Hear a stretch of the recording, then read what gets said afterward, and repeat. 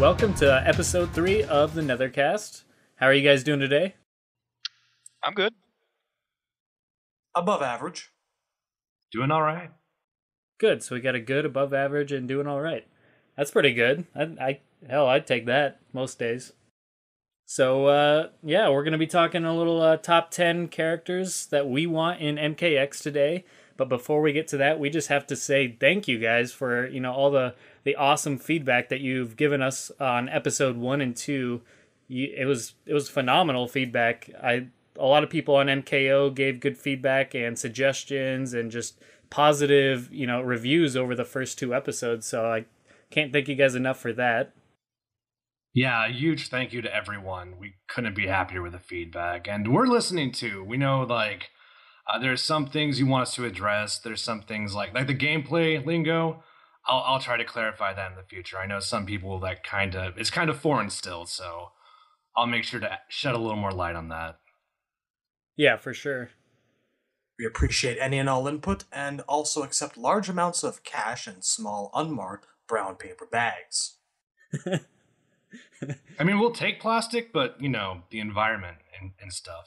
So, well, of course, yeah, you gotta go green. Of course. Recycle, people. It's very important. Recycling is important. Speaking of cash, if you do want to help out the podcast, there's no better way to help us out specifically than to subscribe to the channel, our YouTube channel, as well as MKO's channel, and visit the forums, because everyone's helping everybody. It was very cool of Mick and MKO to put up our podcast, both episodes 1 and 2, and it's looking like that'll be the trend going forward. That's pretty cool of them, because we just kind of did this out of our own desire to talk about MK, so to get some recognition and get it spread out there, get the word spread out there about our podcast. That's pretty awesome. So thanks a lot for that. And like I said, you can subscribe to the MKO YouTube account. Mick puts up a lot of MK related videos and endings from the games, etc. So that's awesome. Our channel obviously will just have this podcast, and we might have other videos going forward or gameplay videos when the game comes out. That's something I'm sure we'll discuss closer to the game. And visit the forums, because we're going to be accepting and looking over questions and suggestions and feedback, like I said. So if you have any questions you want answered on here, or suggestions on topics, or anything relating to MK in general, we'd love to discuss it. And obviously we need a way to communicate with you guys, so there's really no better way than either on the forum of Mortal Kombat Online or on one of the YouTube videos. Just leave a comment and we'll definitely take it into consideration and hopefully give a response to that question or feedback or suggestion. But with all that stuff out of the way, let's jump into this top 10 so we don't have a 4-hour long video. But fingers crossed. Yeah, right? Oh, come on, folks. You know you love us. You'd listen to us for 10 hours straight. Yeah, I was kind of surprised. People really did. They liked the longer length podcast. Nobody really complained that much. So that's pretty neat that somebody will actually listen to you talk for 2.5 hours about Mortal Kombat. That's pretty cool. It shows and get paid for doing so. Yeah, it shows the passion, not only for us to be able to talk for 2.5 hours, but it shows incredible amount of passion and patience and focus on anybody that's willing to listen to us. That's really cool. But and we're just getting started too. We have so much stuff we want to cover. Oh yeah, definitely. We're gonna cover it all, hopefully, over the weeks and months and maybe even years to come. Hopefully we'll cover it all eventually, and then we'll just quit right there. That'll be the end of it. We'll just walk away. Disappear over into the sunset. Yeah. If you think about MK in a different way after listening to us, we've done our job. Exactly. All right. So this is, once again, reiterating our top 10 characters that we hope to see in MKX. And we didn't include any characters that have been revealed, obviously, otherwise that kind of defeats the purpose. So maybe one of those characters would have made our list, but we just took 10, or we each made our own top 10 lists and then combined them using a point system based on the placement of said characters. So this is our combined top 10 character list. So it doesn't necessarily reflect our own individual top 10s, but altogether our top 10 that we made. So hopefully you guys enjoy. Number 10 jumping right into this, is Reptile. Obviously, no stranger to the Mortal Kombat franchise. He's been there since the beginning as a secret character, so let's talk about why we want Reptile in Mortal Kombat X. And I think I should probably start, because I think I'm the only one that had him on my list. So, Reptile to me is one of the characters I really enjoy more so for a gameplay aspect than a storyline aspect, because he hasn't really had the greatest story over the years. He hasn't really evolved that much, other than, his appearance, and de-evolved, of course. But his gameplay-wise, he's always been one of my favorites to play as. I love the Force Ball. I love the slide that he shares with Sub-Zero. I just love how the fast and slow Force Ball, the acid spit, the dashing elbow, his invisibility. He's just always had that really fun, unique moveset that's just, I don't know, it's just one of those movesets that I really enjoyed playing as, starting with Mortal Kombat 2, got even better in Mortal Kombat 3, Ultimate Mortal Kombat 3, of course. Mortal Kombat 4, I didn't really like him as much in the 3D games, but in the 2D games, I thought he really shined. I thought Mortal Kombat 9, he was really good.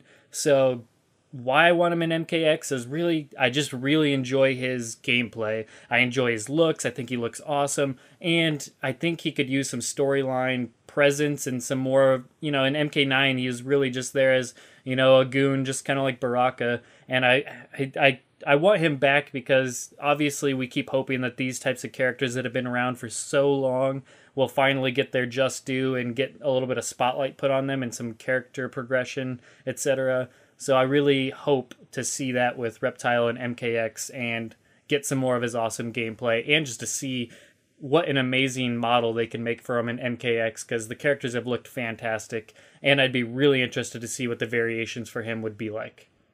How about you guys? I think variations is a good word, because he played like he had 3 variations in MK9. I'm not really sure what they were thinking when they designed that character. It's as if they were at a board meeting and they're like, well, how are we going to design Reptile? Okay, well, what if he has a really good zoning game where he could chase his fireball and lock you down completely? Okay, cool. Oh, what if he had really good knockdown options so he can mix you up on wake up? Yeah, sure, that's cool. All right, well, what if he could shut down footsies with an extremely hard to punish dash, that if it whiffs, he has instant recovery and can cross you up? Yeah, okay, cool. And then after they did all that shit, they gave him Sub-Zero slide. So I love the gameplay. It was too much. And now that if he comes back, and he's probably coming back, now they can break that down. Now we can have 3 variations where he can play one style or the other, and we don't have this insane complete character anymore. And I'm not against complete characters when they're like a jack of all trades, but Reptile was pretty good. The only thing that was not going for him was his normals weren't very good. He had a lot of slow normals. His walk speed was really bad, I think, for the first few steps, and I think it was the best in the game once he got some traction going. I don't think any other character works like that, but I can't wait to see him back, and he's going to be back, I'm almost positive, so yeah, I'm excited. I can't wait to play as him. Anybody else excited for Reptile? I love Reptile. I'm always going to love Reptile till the day I die. He's one of the originals. He's definitely up there in my popularity list, and I agree completely with Temp about him being a little crazy in MK9. As a smoke player, I have had some Reptiles give me an extremely bad day. Oh god, just the rush downs and the pain and the Oiven Glaven. Oiven! Pretty much, yes. Those are the noises that I make whenever Reptile beats my ass, which is fairly often. Just have some pretty good in-work tournaments and nightmarish. But from a plot perspective, though, Reptile is, well, we had this conversation about Baraka just last week, where, like we said, the character just kind of plot-wise goes nowhere. And I'm so tired of seeing Reptile come back game after game, fawning and serving and trying his hardest. His poor little green heart pumping all the blood it can for his master of the hour, and just getting shut down or beaten up or completely disregarded. His crowning moment of fame and deception. His body goes on to do wonderful things. He's not in it. It's been taken over. In a game where, I've said this on the boards a few times, where we're looking at an increased focus on possible offspring or relatives of characters. I'm in the same boat as Baraka for this one. I would like to see another member of Reptile Zateran / Saurian race. I'm not going to complain if he comes back. He's more than welcome to. Hey, if this is the end of the current incarnation of the MK series, I'd like to see him get a happy ending. Or just, well, show us he had a kid or something. Make him happy. That's all I ask. Yeah, I didn't vote for Reptile, but I can certainly see the appeal. My thinking is, I mean, he's one of the characters who did not die in MK9, so it's probably pretty likely we'll see him back. And, you know, I agree with Shadaloo that you don't want him to fall into the Baraka trap of, you know, repeating the same story of being an underdeveloped henchman that he has for game after game after game. And what I find interesting is in the Cove stage, the one with the shipwreck, there's an interactable background element where these bodies wash up and you can throw them at your opponent. And it's been suggested by people who've been like looking close at it that those bodies might be raptors. So that suggests that like Reptile has found a way to bring back his race. And I'm all for that, just so long as, again, he doesn't suffer from the Baraka problem where all the Saurians look just like him. So, I mean, that's pretty much where I stand on it. I'm telling you, knowing Reptile's luck, something terrible will happen. He's going to finally meet Chameleon, they'll go walking off hand in hand into the sunset, and they'll be like, you do realize that, you know, our species eats our mates after we're done, right? I'll take it. What the hell? This is just the way that Reptile's life goes. There is no happy ending for him, but there really should be. Yeah, poor Reptile. I am not a god of my word, Reptile. All deals are off. Oh. But I think it's funny that he had you one told line. me that you would.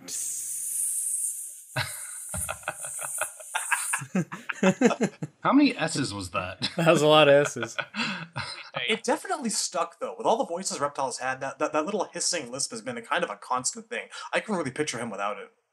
Well, he had one line in MK9, and they muffled it over. It's when he whispers to Khan, and it just sounds like a bunch of muffling. That was his one moment. He had no dialogue outside of that, so yeah, I feel bad for him. At the same time, I'm kind of cool with him being like the servant of Shang Tsung, although that boat has that's not a thing anymore. But yeah, as long as they expand upon it, you know, and they never really do that. Even as a servant, we don't really see that role done anything beyond like, you know, combat matches or just vague background interactions. We never really get more than that. Yeah. All right, well, let's move on to number 9, Bo Rai Chow. Razor, you want to start us off? All right, I did vote for Bo. The thing of it is, I feel like there's a lot of potential with drunken boxing as a fighting style. And Bo Rai Cho's popularity has been sort of held back by the way people respond to the toilet humor aspects of the character, the farting and the throwing up move. And, you know, lowbrow comedy is fine, but I feel like there's a better way to do it. Like, if you look at the Jackie Chan Drunken Master movies, it's more of a slapstick thing, and I think that's, you know, where you should go with him if you want to, you know, make him a funny character. But, like, Bo is just... he's an important character to the lore because, like, he's this guy who trains the heroes. You know, he trained Liu Kang and Shu Jinko and Kung Lao and Li Mei in the old timeline, and, you know, he's... I would like to see, I mean, with Liu Kang and Kung Lao dead, you kind of need somebody from the same corner of the universe, thematically speaking, to step up and fill that gap. I mean, even if they come back as, like, zombie villains, or if Liu is some sort of neutral anti-hero, who knows, you still kind of need that pure martial arts good guy, I kind of feel like. And I'd really like to see that be Bo. Yeah, I like Bo. I didn't care for him in... I mean, I don't care for the aspects of the silliness, like you said, the farting and the puking, etc., and the over the topness in that regard. Not because I can't appreciate humor, but that's the kind of toilet humor that it just seemed like it wasn't done in any sort of funny way. It was done in a very childish, silly way, which, Mortal Kombat, I'm completely all for having humor. Johnny Cage is a perfect example of how to, involve humor in a really, really good way, or even Stryker and MK3, or just any other humor that a lot of characters have given. But with Bo, it's like I said, it's just pure toilet humor, and it comes off a bit immature and very lazy. It's just like, oh, somebody farted, ha ha ha ha. What if he, farts into a torch and lights his opponent on fire, ha ha ha ha. It's just it just doesn't have the creativity that I feel it could. And with someone like Bo, he definitely has, I completely agree, one of the more the unique and interesting fighting styles in the Drunken Fist, the Drunken Master fighting style. It would be a really interesting thing to see, especially in a 2D game. I think it would be a really neat fighting style to see again. And I would love to see him use wine and oil and all that sort of things in his fighting styles, and use his short quarterstaff and all of that stuff. There's so much potential there without having to resort to just pure toilet humor. And I would love to see Bo back for that reason that you mentioned. That fighting style would be great, and his story, it just calls for him being more present and have more of a role in the game, because he has trained some of the more notable fighters in the game. So why not have him in MKX? So yeah, I'm completely on board with Bo being in this game. I think that the first time I ever saw Bo Raicho, I looked at him and thought to myself, right there, here, this is a guy who is a natural fit. He's a lock for the MK universe.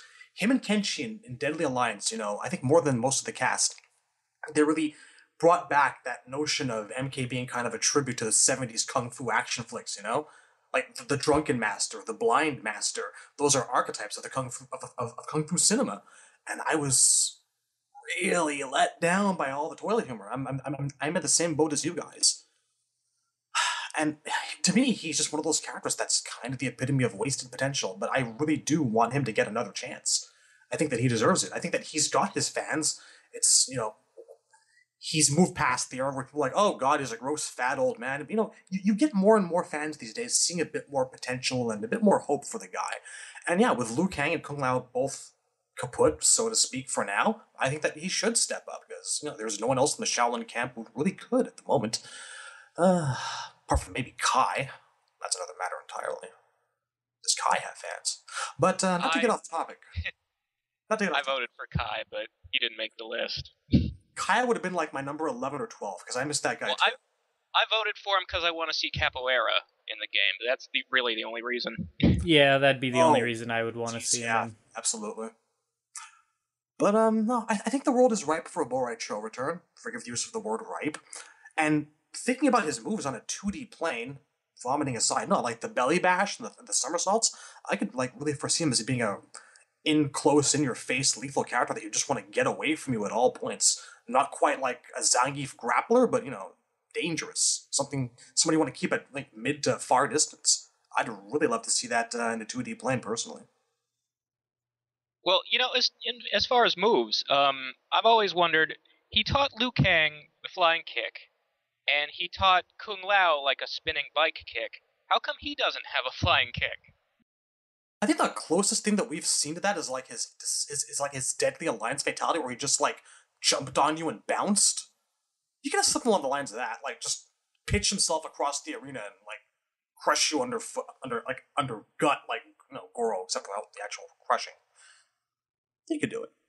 I don't know. I just wish they didn't focus so much on the fact that, like I said, other than the toilet humor, everything else was played up that he's completely fat. So he either has to have every bit of his powers coming from, being fat and the toilet humor. So something like a jumping kick just wouldn't, fit with the image they're trying to make of him, of why would this fat guy do, a flying kick, even though, like you said, it makes complete sense because he taught those characters that move specifically. So why wouldn't he have it or the ability to do it? So I'm completely on board with you, but it's just like you said, they almost make him like a joke. It's wasted potential. I think we've got precedents for him being like a potentially really faster than you might think, agile kind of character. I mean, look at Rufus in Street Fighter 4. That's what I'm talking about. This guy can have some lightning strikes. Yeah, by all means, Yeah. he should be the very, you look at him and you don't think much. Here's this drunk fat guy. Why would you fear him? But that's what makes him awesome, is because one, he uses the drunken fighting style, which, is a great visual, and you underestimate his speed, so that's perfect for him. Yeah, like a big fat guy doesn't have to be all about like being heavy or like doing sumo. I mean, like you said, Rufus or Bob in Tekken. I mean, you can do it that way, and it works fine. When it comes to Bo' Rai Cho, I don't even really remember much of the. I mean, the toilet humor is not what comes to mind for me. To me, he's one of the more human MK characters, because what I think of Bo' Rai Cho when he comes to mind is I remember him despairing at the end of Deception, and Liu Kang's spirit has to console him or basically get his morale back up. I remember him showing compassion to Li Mei. I remember him, I remember the idea that he trained Kung Lao and Liu Kang. And if you watch his Deadly Alliance ending, it's very lighthearted, but I don't get that as a joke. I get that as he's above the fray. He's old enough to have seen horrible things. He's a native to Outworld, which might be one of the shittiest places on the planet during Khan's reign, on top of that. So I think there's a lot of potential in this character, and he feels very organic to me. I mean, the moveset, I never really played with Bo' Rai Cho much, so I wasn't really exposed to him enough to really have a problem with it. But in small doses, I would even be okay with that. Like if he throws up in a fatality, if he farts in a friendship, I could see maybe that wouldn't bother me. But with any joke, when you overexpose it, it loses the punch is gone. And that's exactly what a special move is. It's something you use over and over again in a match. So it didn't really strike anyone as funny. It just kind of grossed him out. But to me, that's not Bo' Rai Cho anyway. Bo' Rai Cho is the mentor of Liu Kang and Kung Lao. So I like the character. I want to see. I don't want to play as him, but I want to see him back. I feel like he's one of those characters who just kind of completes the roster to me. Yeah, definitely. Good point, though. Yeah. His humanity is an element that really did have me attached to him. I remember just finding him a very likable character. It's fun. Right, yeah. I mean, he is lighthearted, and like you said, he is likable. So I agree with that aspect. I guess I just wish he was. You can be lighthearted, but not be absolutely just completely a joke in term of not even like a character that makes jokes, just a joke character in general. But like you said, I think you'd make a great addition, and I would like to see him back for all the reasons we all just mentioned. God, what would his reaction to Raiden's antics be right now? I'd really like to see him come back just for that alone. Yeah, for sure. All right, well, let's move on to number 8, Serena. And Razor, why don't you start us off, because you're the one that voted for her, number 1. Yeah, I put her at the top of my list. Serena is my favorite female character, actually.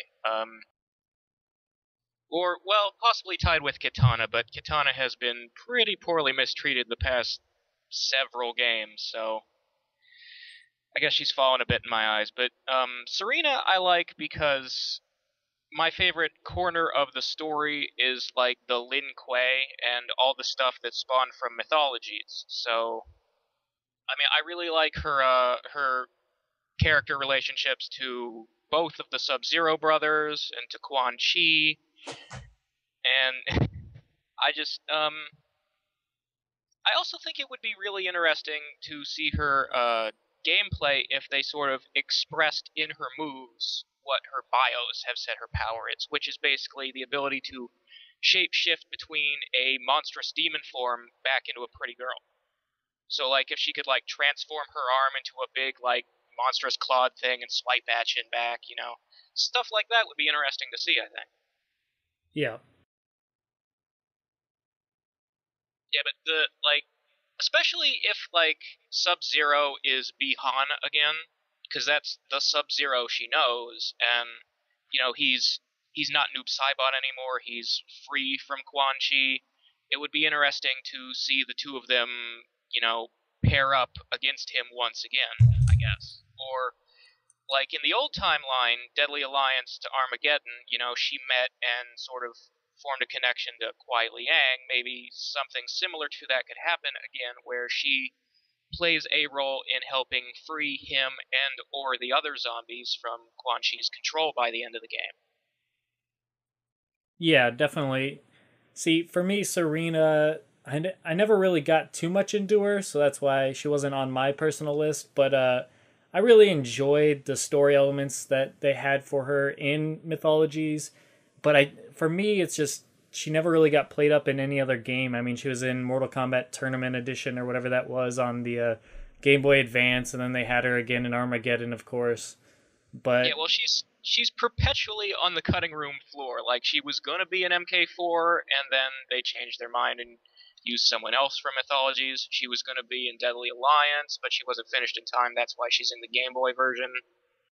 yeah, and that's a real shame, because I do think she has a lot of potential for the series. It's just a shame that she hasn't gotten that, main roster spot, so to speak.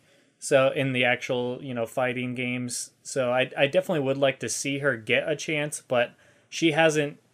I guess with all the other characters that we've seen proven in the past, that's why I want to see them more. But if they had to choose somebody, I would be completely happy with Serena is what I'm trying to get at. So there's no complaints here. She's not on my top, ones I have to see her that I really want to see. But if I did see her, I'd be completely content with that. And I would love to see where they take her and her story involvement this time around. So yeah, I'd definitely be cool with that. Seeing Serena get a front center roster space put a nice big smile on my face, I think. I'm not a huge fan of her. I appreciate the character, and I had, from little I remember playing of Armageddon, her knives were murder to deal with. Those knives they came out fast and they came out often. So she was fun to play. Plot-wise, she just kept on coming up and forming these relationships with the Sub-Zero brothers, but nothing ever really came of it. And I think that it would definitely be nice to see that compounded on, especially if this actually is beyond coming out from, the Nether Realm as something, as himself or whatever. I wouldn't say no to Serena. She's not my first choice. She's probably not like my third, but I would not say no. That's about all I can say. I'd love to see her get some, nice original fatalities. She's never really. I don't think. Did she have one back in Mythologies? I think that I remember, like, when we lost to some characters, they did kill you. Razor? I don't really remember Serena having any kind of like finishing move ability. I know in Tournament Edition, her fatality was basically a brutality, just like a combo that ends in your head exploding or something. I could see her doing some wicked things with her knives at any rate. I used to want to see her as her own character and have Kia and Jitaka as kind of a Noob Smoke tag team as a extra boss or something along the lines of that. That I'd love to also see. The side characters, but I appreciated them as a trio. They were cool. But Serena, absolutely. Bring her in, I say. I think it's just time. She's due. I mean, they've been trying to kind of put her in other games, and it never really worked out. A lot of significant events have happened to Serena, but she's never been able to react to those events. We never really had an aftermath to any of that. And I don't know. I like characters who are integrated into the story, who have connections to other characters. That's a huge requirement for me. And she has all that. So it's kind of surprising it's taken this long to get anything with her, And also, I mean, to be honest with you, some characters just look cool. Sometimes I just have a positive gut reaction. And when I see characters like Serena, I'm like, that works. I don't know why yet, but I look at that character and that's cool to me. And Serena always had that. And I've always kind of wanted more of the character, and for some reason, nothing ever came to fruition. And clearly the developers must like her to some extent. I mean, all that effort is there, but nothing's ever come of it.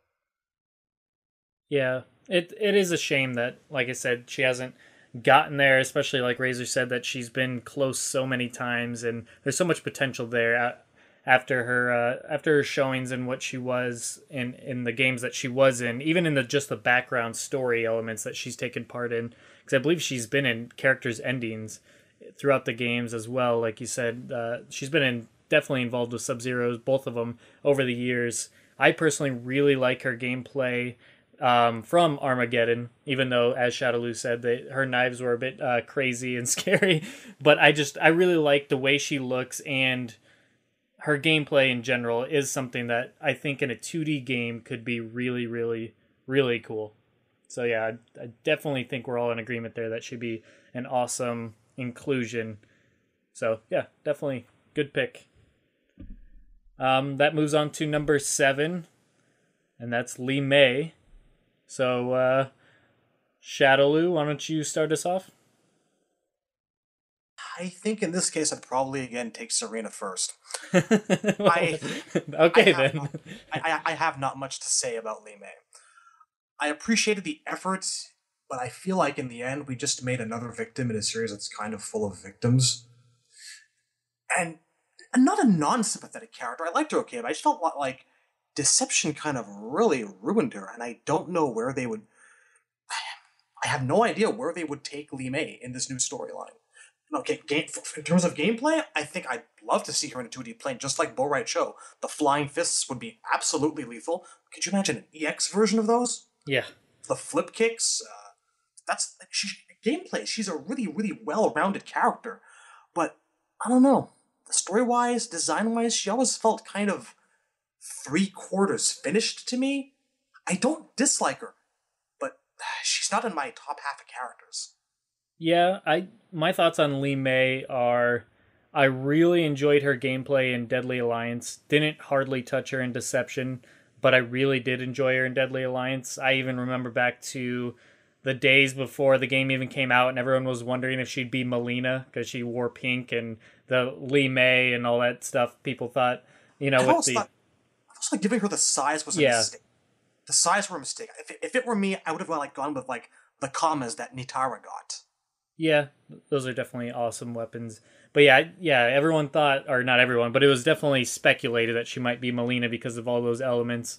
And yeah, obviously that didn't happen, and gladly. But the fact is, I thought her gameplay was really fun. I noticed that in Deadly Alliance and Deception, I really liked a lot of the female characters introduced more so than a lot of the previous games.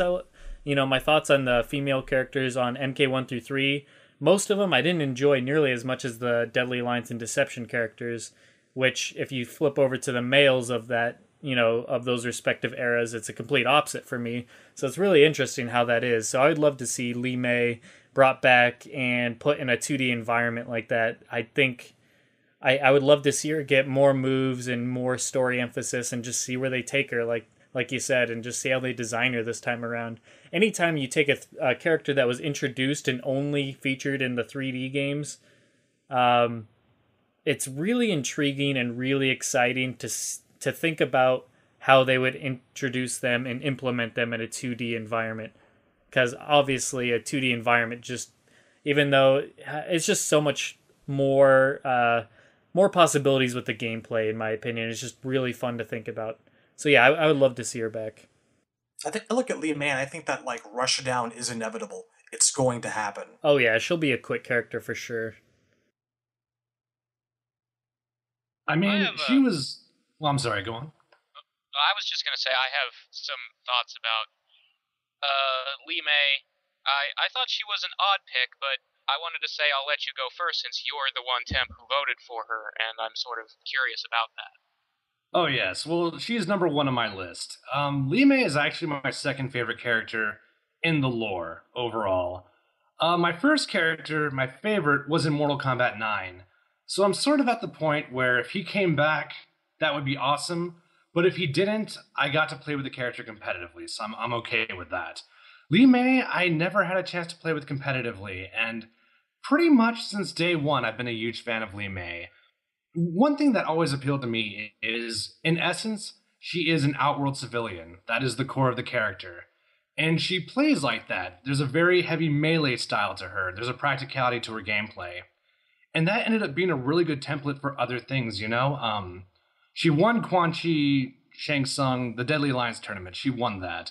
So we know she has talent. To what extent, we don't know because she didn't beat anyone of significance, but further throughout the series, she underwent a lot of horrible things, and she came out the other side still kind of wholesome, still very, I don't want to say pure, but she still had resolve, and that's very interesting to me.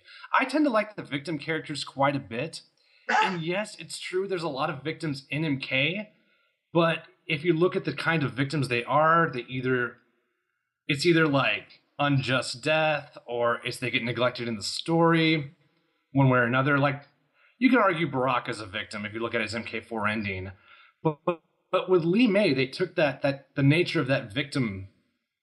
I don't know how to describe it. They took that tragic element and they expanded upon it in Deception, and now she's not only a good, talented fighter, but she's kind of ill in a way. She's suffering, and yet she's still kind of in the fray. So I really like that about the character, and I really like the dynamic between her and Bo Rai Cho. And remember, both of Bo Rai Cho's disciples are dead right now. So it's not out of the realm of possibility that Bo Rai Cho could recruit Li Mei. And if we're jumping 25 years, that could lead to a lot of interesting things. I don't know if they'll go that route. I think Li Mei's chances are somewhat decent, maybe like a 60% out of 100, just because she's a female character who was moderately popular in Deadly Alliance and Deception. I think she's like one of the few returning characters in Deception out of the new characters in Deadly Alliance. I think most of the Deadly Alliance characters didn't return, if I remember correctly. There was three that returned. It was Bo Rai Cho, Li Mei, and Kenshi. And that tells me that the developers, maybe they might feel the same way I do. I don't know. And again, kind of like Serena, the design just seems very natural and very interesting to me. It's normal, but you don't see that a lot in Mortal Kombat. Johnny Cage is kind of the closest thing we have to it, but once you kind of read between the lines, there's really not a lot of normal things about Johnny Cage. So I feel like we have a nice representation of Outworld on sort of a rural level, you know? Yeah. I'd see that. Okay, well, I guess that brings us to me. I really liked Li Mei a lot in Deception. I find that the problem is, at least for me, my interpretation of her storyline is that her Deception ending is kind of the ultimate climax of where the character was going. Like, it's kind of should be canon. Which, I mean, Shadaloo said it kind of ruined her, and I see that opinion a lot. Like, people don't like the idea that she gave in to whatever corruption she was under and, like, fell in love with the Dragon King. Like, I'm sure they find that taking a romance view of it is very silly. And that's just sort of, if you look at the character, like, she was partially merged with one of the Dragon King's mummies. She was, like, in the middle of having her soul transferred into it. The process was cut off, and she was rescued. But she still sort of, her soul is partially merged with the soul of that mummy, so now she sort of feels this devotion to the Dragon King and want to serve him that she can't explain, and it culminates in that ending, and that's just sort of how her mind interprets it, is calling it love, I guess. And I don't know, I feel like Li Mei's a character whose story could only have been in that timeline where Onaga is around and all that stuff, where, you know, the mummies are discovered and they're a plot element. So I'm sort of, if you take that away from her, what exactly about her do you keep and carry over if you bring her into this timeline? Is it the fact that she's the person bad things happen to? Is that what's most iconic about her? I feel like, half the cast in MK9 got the bad end. It's kind of taken. Well, I feel like the template is still really good. Like I said, you have that very rural Outworld civilian element to work with. And if I look at the marketplace in MKX, I could almost see Li Mei in that environment fitting naturally. You're right, though. They would have to do something with her. They would have to connect her to other characters in a logical way. I think there's room for that. You know, if Outworld has a new ruler and Li Mei does have this natural talent, I think there's somewhere, especially with Kotal Khan, you could probably fit that in somewhere. it's just hard to say. And also, we don't really know where Lee May comes from in terms of her status. I always assumed she was lower class. But all they really need to do is make her interact with a significant character in an interesting way. What will they do? I don't really know. And you're right. The great things about Lee May aren't going to translate in MKX. So they'll have to make new great things. I mean, it's a challenge. But I could think of a few things. I think if you get the right character mixed in with her story, it's going to turn out beautifully. I could see Lee May under Bo Wright Show's tutelage 25 years down the line as his new champion. That'd be a pretty welcome route for me, I'd say. Agreed. Love it.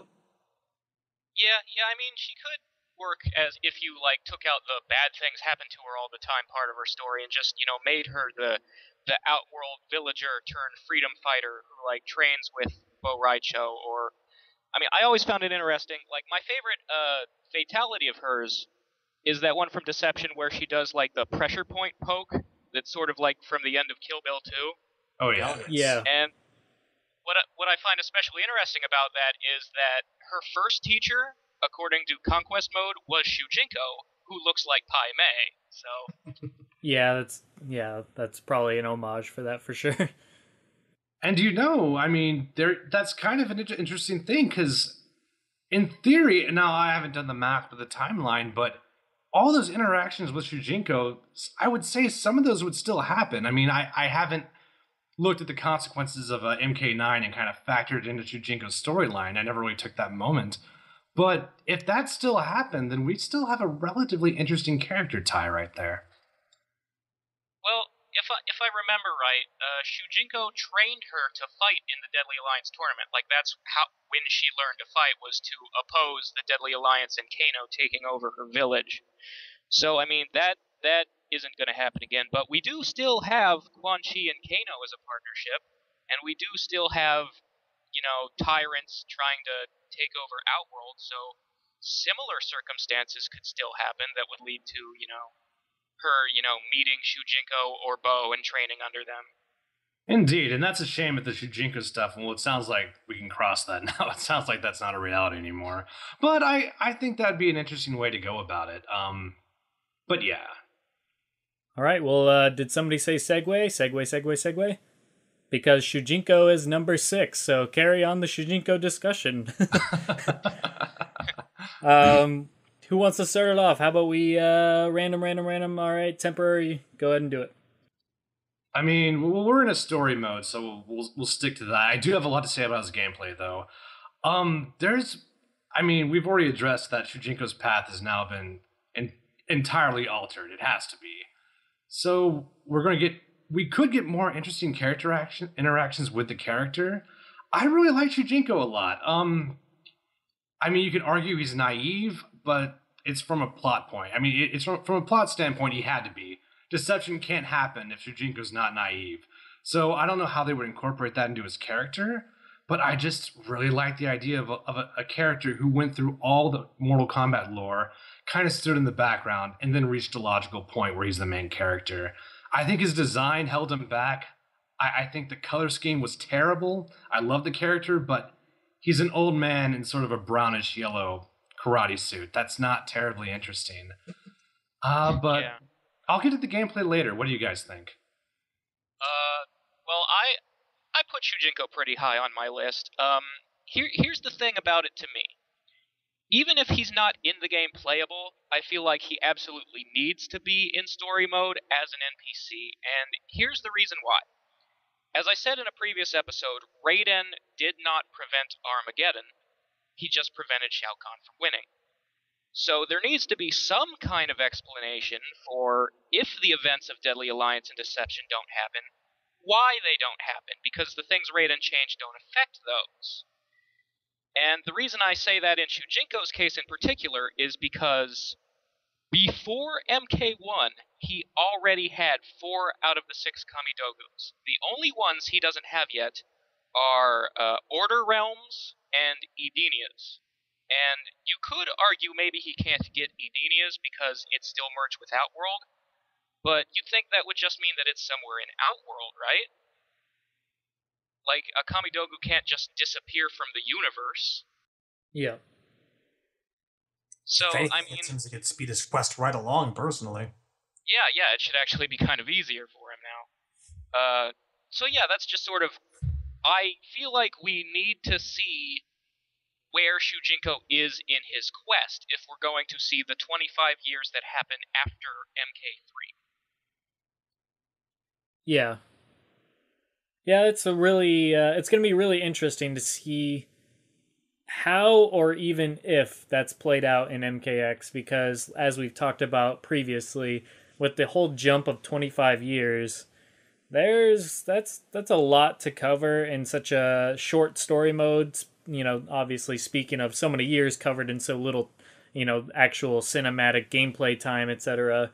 But yeah, it'll be interesting to see how much Shujinko actually plays a part in that, if at all. I agree that he should be at least an NPC in story mode and play his part. So I'd be really it'd be really weird to not have him in, like, mentioned at all. That'd be really a big slap in the face of, just all those events that were supposed to be taking place behind the scenes this entire time. But also it's kind of, completely erases deception in a lot of ways. Obviously the main plot point, at least. So yeah, I'd be really shocked not to see him. As far as my thoughts of Shujinko, story-wise, it was a really interesting story to play out in Conquest, and Conquest mode itself was fun to play. Obviously, it was unlike anything we got in an MK type of thing. It was, the closest thing to mythologies at the time in story development, etc. But yeah, I liked Shujinko in that. He kind of came off a little bit, like you said, naive and dumb in that sense that he just kind of fell for it and was led on by Damashi the entire time, and etc., etc. But I don't know. I don't have a high opinion of Shujinko, but I don't have a low opinion either. He's just been one of those kind of characters that have been there. I wouldn't mind seeing him again. It'd be really interesting to see how he's used in a 2D game. And like I said, I'd be really interested to see how they play up his story, considering the what happened in MK9 and like I said, the jump in so many years. So yeah, I'm at least at the very least intrigued to see what Shujinko would have to offer in this game. I don't think that we have anything to worry about on the Shujinko front. I think it's all but a given that we're going to get to see his path at some point, what happens to him. I mean, we've seen what, like 8 characters, 4 backgrounds. They're really playing their cards close to the chest with the reveals in this game, and already it's inferred that Suhao might be dead. We know Moloch's been decapitated by Quan Chi. When exactly, who knows? But no, it feels like to me that they're taking the time to clean house, and anyone who's not going to be around in this game is definitely going to get a nod or a mention or a cameo of something. Would I like to see Shujinko as a character in the game? Wouldn't mind him. But again, not one of my top choices. On a top 10 list, again, he's maybe 12 or 13 to me. But I can't deny that I am really attached to him. I felt sorry for him. He is naive. He got a bad rap from the fans for being stupid. I don't see him as stupid. Naive is the right word. Something he thinks is a god comes up to him as an impressionable youth, and he kind of goes along his entire life thinking that I'm someone special. Lucky me. These are in times like these. Who am I to be picked? He must be so happy with himself, to just go through his entire life living a lie like that. Oh, I felt so bad for him at the very end. Well, through the whole thing, really. But I would love to see him come back. I look at him and I think this is a character I would pay DLC money for. But they need to really redesign him from the ground up because, like Temp said, like, simplistic design, gray and brown, and not really much going on there at all. And obviously, copying off moves from each and every single member of the cast. Good concept, likable character. Definitely can't wait to see what happens with him. But not my first choice for a core member. DLC, absolutely. Well, in my opinion, that is the problem with Shujinko. Most people don't like him because of the move copying. And it's understandable because Mortal Kombat has this history of recycling. People have had bad experiences with the palette swaps. They've had bad experiences with signature moves being given to other characters. So Shujinko was kind of the perfect storm. He was a bland design with everyone else's moves, and that put a bad taste in so many people's mouths. Here's the thing, though. Here's why I defend this character so avidly. There is so much gameplay potential here. And even though if you're taking the moves and you're taking the concepts, you don't have to take the utility. For example, let's say he has Sub-Zero Slide. Well, it doesn't have to be the same kind of knockdown. It could be sort of, I don't know. It could kind of like segue into a grab. Or let's say he does EX Slide. Well, now we have all this other move potential. He does a slide, the character's in the air. He does Ermac's command or Teleslam. And then you get all this combo potential. So there's so many possibilities. There's so many cool things you can do with this character, and all of it is grounded in the story. It's all justified by the lore. So you get all these possibilities with the moves, and a lot of it doesn't even have to be the same gameplay style. For example, let's say he's doing a chain combo, and he busts out one of Sub-Zero's kunai blades. Nothing like a freeze ball. It's nothing like a slide. It's nothing like an ice shield, but it's the Sub-Zero aesthetic. It shows that he took Sub-Zero's talent and incorporated it into his own gameplay. And you can do that with anything. You can do that with telekinesis. You could do that with even the spear. The spear doesn't have to have the same utility. It doesn't have to be a combo starter. He can use the spear and maybe segue into another command grab. Or he can use it as sort of a long-range projectile. And maybe instead of pulling you toward him, maybe he rips out a chunk of flesh. It functions more as a harpoon. Maybe it stays in the body and acts as like a bleeding effect. I don't know. There's so many ways you can make this character original, but still incorporate all these concepts. And I don't think people are seeing that. I think people have already made up their minds in this character. That is definitely an interesting viewpoint on the character for sure. Because in Deception, the main problem was he was literally using each person's special move as it was already in the game. So there was nothing different about it. But if you go into the game knowing you're going to take a character that's going to use other people's moves that he was taught, you're definitely right in that. Why would he use it in the exact same way? He can use it in several different ways, which would have different effects and different animations, etc. And in that regard, I would like him a little bit more. I don't know. Just the character in general, I didn't find super, super interesting, but the way you put it and the way you painted it in that light I do find it a little bit more intriguing to see what his gameplay would be in that frame of mind. Yeah, I definitely agree about the gameplay. Like, I've always wanted to see him, take those powers that he copies and use them differently from the characters do, or even combine multiple people's powers into a single move.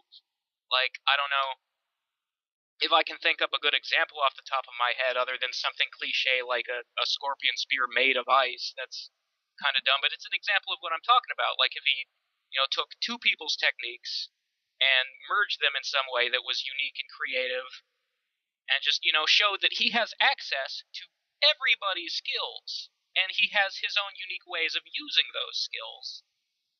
An ice ball made of spears. Exactly. Now you're thinking. Well, can you imagine 100 Cory blades in the air just telekinetically thrown at you? I mean, there's, like I said, the possibilities are kind of endless, and I don't think anyone's seeing it. I'd be completely down for influences from the rest of the cast. But as far as copy-pasting them goes, that's an idea whose time has passed. If we had to have someone do that, I guess I'd kind of leave it up to the male chameleon. But no, influences, absolutely. I like we're going with that. Yeah. Just to throw this out there, do you think it's at all possible, because we've heard that the villain is somebody that we're not expecting. Do you think that could be Shujinko? Well, let me float this by you. Part of Onaga's return required him to possess Reptile, and those circumstances are very unlikely to repeat. What if Onaga possessed somebody else, like, say, his actual puppet Shujinko? Or what if they kill Shujinko before any of that before that is finished?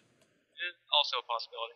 I'm just saying, maybe Shujinko's definitely one that people would definitely not expect, and you're your ideas of giving him everybody's moves, but you could use him in his normals, you could use him in his, obviously in his specials, and in his enhanced specials could be combined versions of people's moves. Like, think about a boss, I mean, obviously we're drawing kind of like the Shinnok approach or Shang Tsung, but beyond that, like, if you actually had a character like that that could use multiple people's moves in one, and they're just combined in the special moves, that has the potential to be something really, really powerful and incredible to see and extremely difficult to fight against. So I just, for some reason, when you were talking about that, it made me think maybe Shujinko could be that boss. Maybe not the very end boss of the game specifically, but a boss that you have to fight and does get killed in story mode before he can lead to the resurrection of Onaga and all that. See your point there. It does have the potential to be broken, so it might make a good build for a boss character. On that note, though, if they did make Shujinko an unplayable boss, I would be unbelievably pissed. I would just lose my shit. I think now that they've announced Goro is going to be playable, even though it's his DLC, I feel like this game is not likely to have an unplayable boss. I think they're going to go like the Injustice route. Yeah. At least that's what I hope. I'm just kind of horrified about the notion of Shujinko as a last boss. That's the angriest thing I can possibly think of. I just want the character back so bad, and that would just be the ultimate FU. To me, I know a lot of people would be like, well, okay, maybe, but I don't know. Mortal Kombat in general is kind of a waiting game for me. I'm always waiting for that next game to bring back something or introduce something I've been waiting for. And that's where all the anticipation comes from me. So that would just be a really sad, depressing climax. That'd be really interesting. Let's say that happens, Onaga tries to take over Shujinko's body, but I don't know. All the time Shujinko was spent in the presence of these Kami Dogu. Actually, no, never mind. He was actually putting them on altars at the end, wasn't he? Yeah. There was a big altar in the Nexus that was supposed to send them to the building gods when they were all collected. Bound them. Maybe like prolonged exposure to them or carrying them from place to place just kind of has this effect on him. What if Onaga fails to possess him? And you just have this really angry, insane, out of control Shujinko aiming to destroy the very universe itself. The idea is poetic, hilarious, and sad.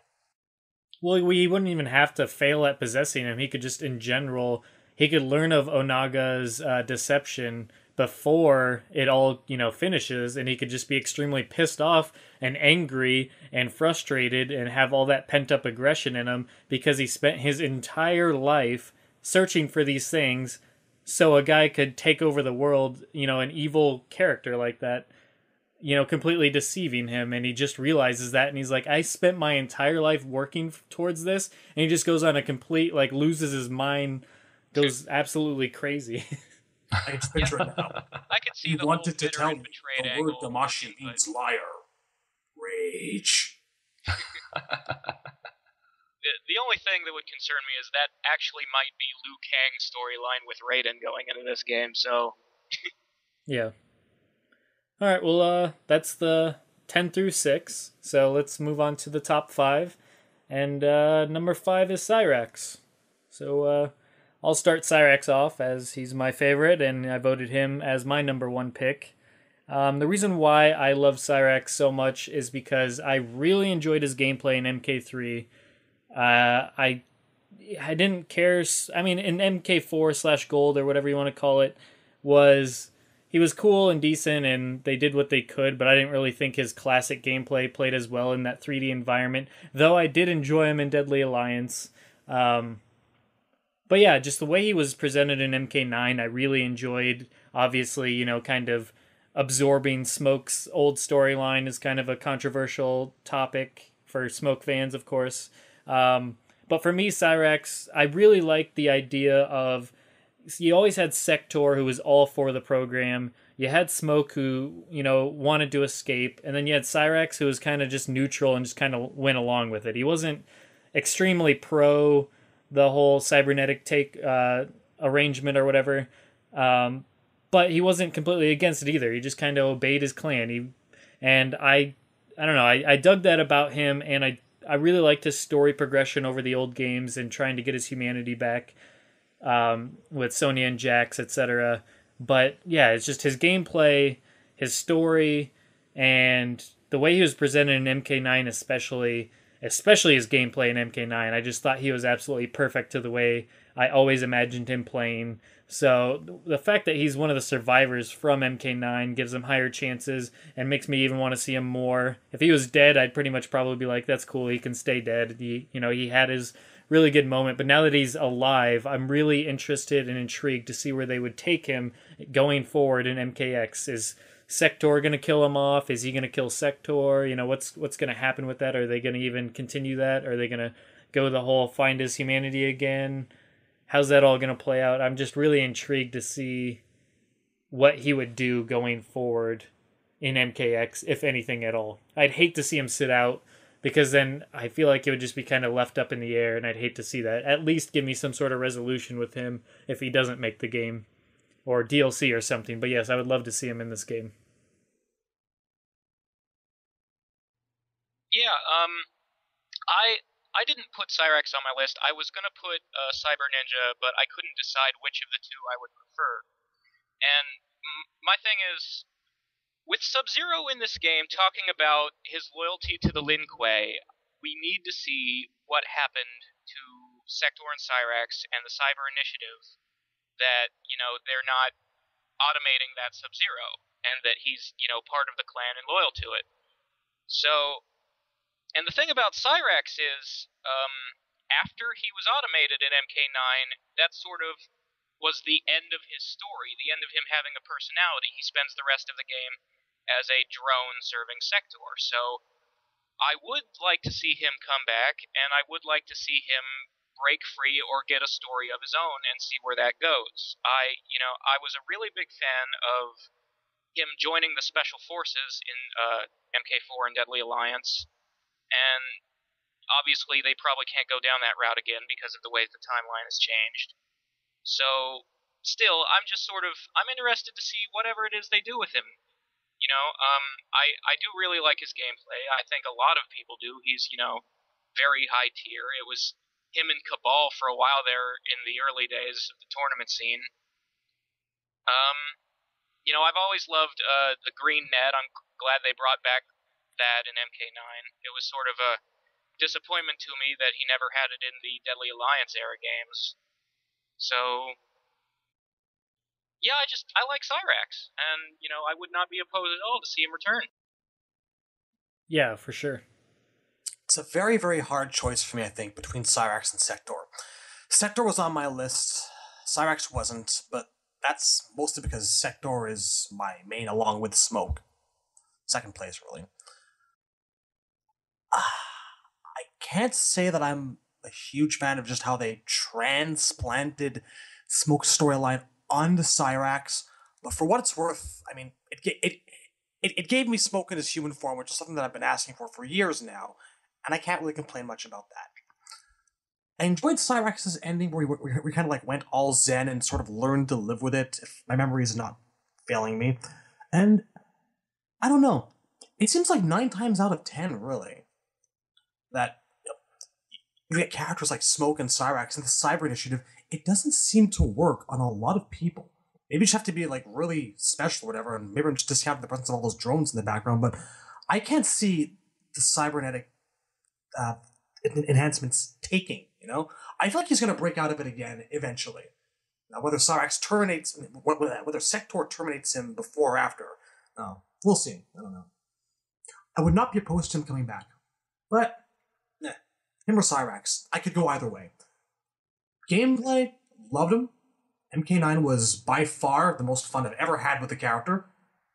I wouldn't mind seeing some sort of half-human, half-cyborg hybrid where he gets part of it back, but not all of it. I feel like either he or Sector needs to eliminate the other. If Sub-Zero doesn't end up taking over Sector and the Lin Kuei back from Sector, if they don't play up that storyline and Sub-Zero's the one to finally do in Sector, Cyrax and Sector need to duke it out, and one of them needs to kill the other, no matter who wins. Doesn't matter to me, obviously I'd root for Cyrax in that situation, or maybe Sector kills Cyrax and then Sub-Zero kills Sector.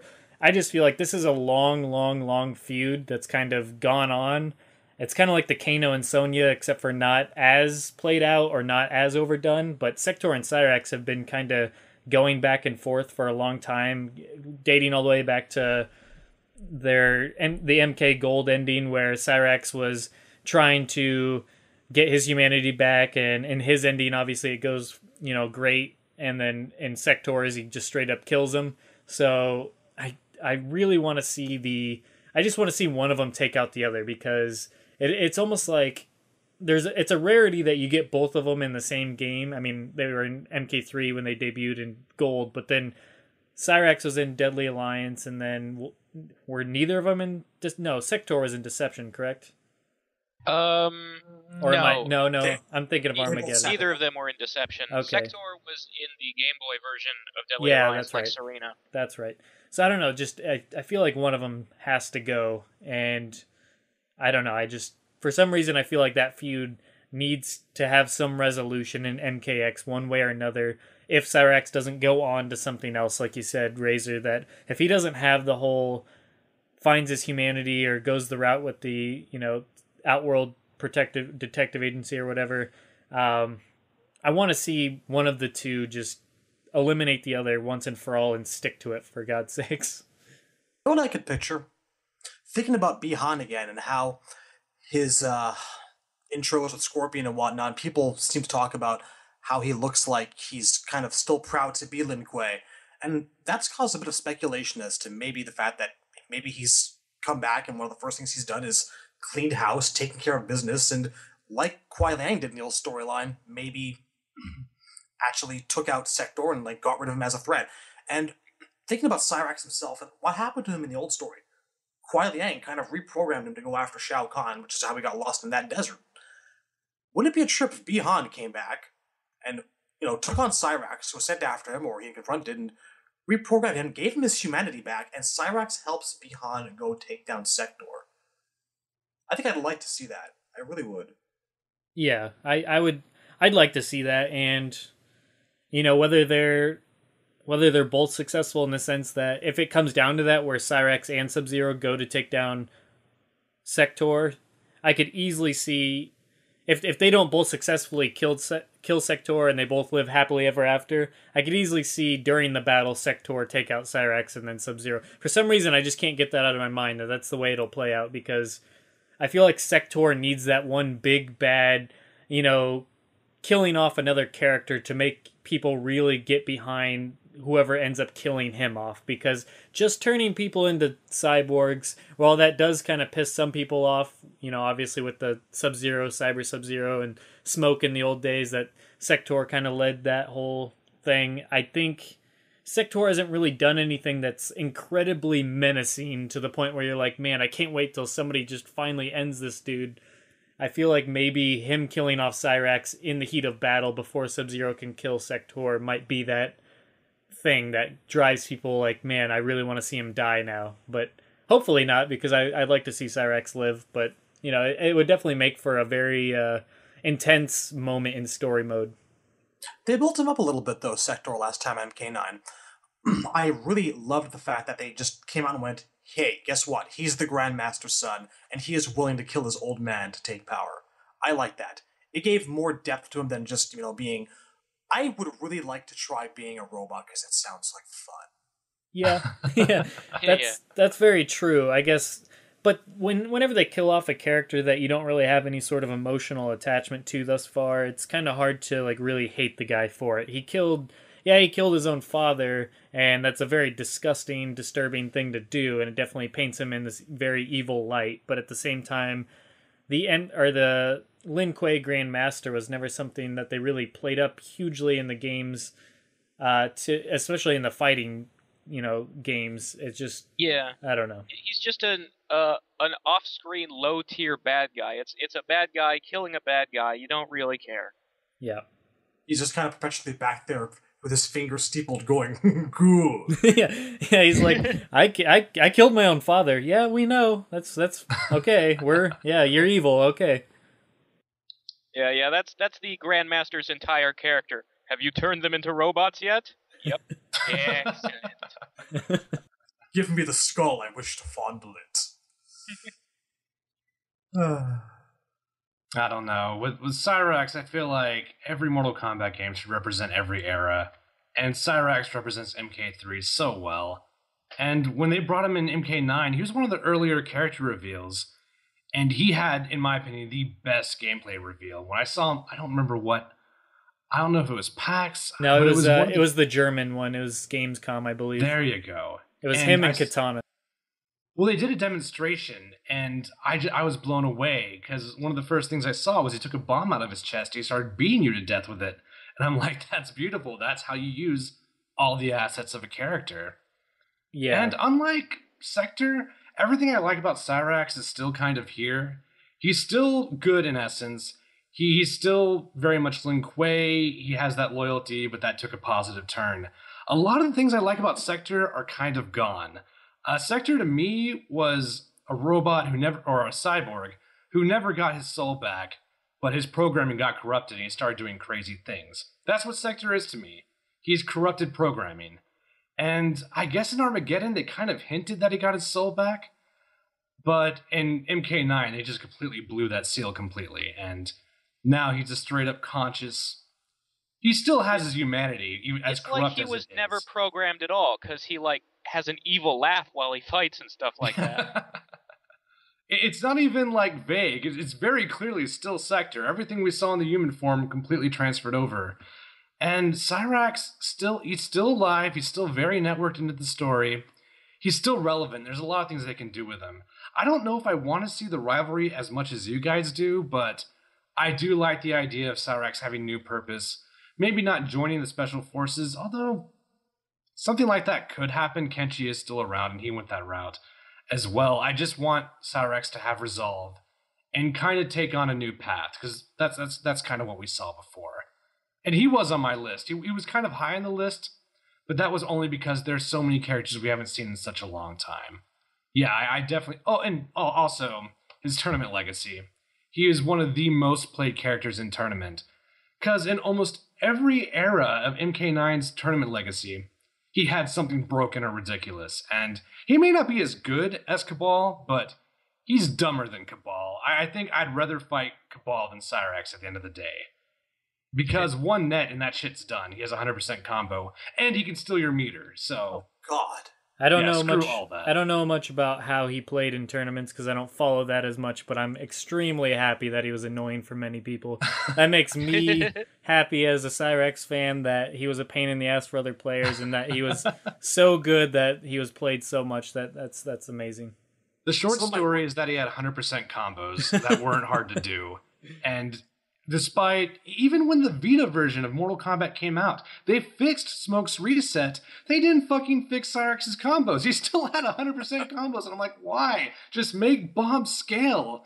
I mean, okay, fine, you have to re-customize your combos with Cyrax now, but so the fuck what? I mean, God, everyone else is working overtime over here, and Cyrax gets a net and the match is over. But I'm sorry, I just bad memories. It's work tournaments and my Sector versus my friend Vince's Cyrax over and over again, back and forth, and we learned each character. We learned each other's character back and forth, and oh man, no, I know what you're talking about with the Cyrax pain. It was the net, then the backwards bomb to the head and the bounce, and it's all coming back now, very painful. And those amazing normal moves. There's really nothing he didn't have. The only problem that fucking character had was his backdash wasn't that great. Boo-hoo. You get 100% combos. I don't really give a crap about your backdash anymore, but anyway. I love it.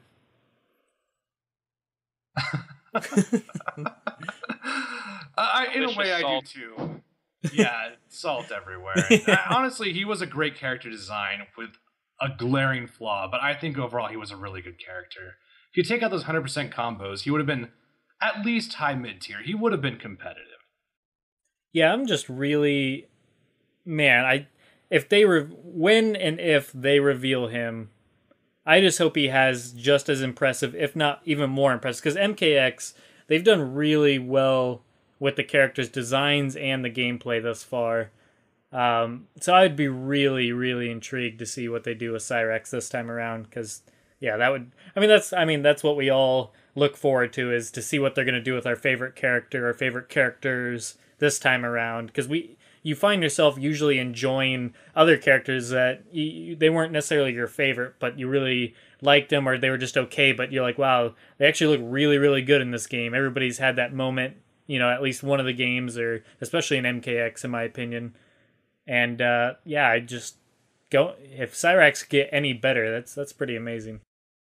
You know what I want to see him do more of? Work with those nets a little bit. Yeah. I mean, they're basically, high-tech spears with a little bit of, different physics, but, you've got a guy in a bag. Fuck him up. Okay? I mean, grab the bag, fling him against the ground, throw him against a wall. I'd like to see some basic throw variations with, the net or something. There's so much you could do right there. I'd love to see it. Well, they now have the technology to make his vitality make sense. Before, he would dice you up into squares, but when you fell apart, you were in 6 pieces still. It didn't really make any sense. Yeah, it was just you broke off at all the limb joints instead of cubes. Yeah. The convenient limb joints that everyone else broke off in the game. Yeah, sometimes they cut right through your flesh. Sometimes they don't. Who knows how those fucking nets work?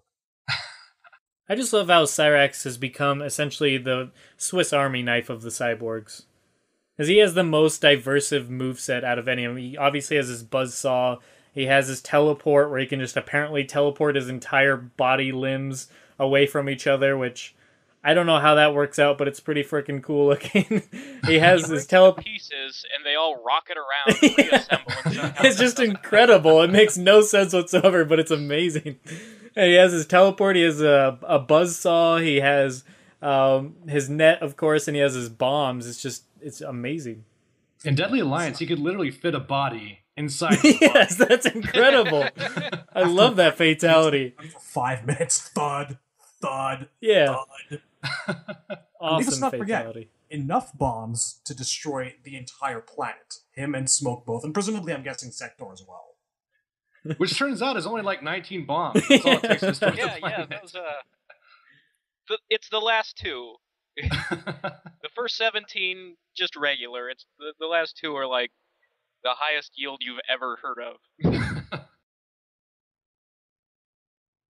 They hollowed him out. It's like the bombs in there. Yeah. His hollow limbs just go flying through the air with the greatest of ease. That's how he can teleport to somebody's game peacefully. Oh my god.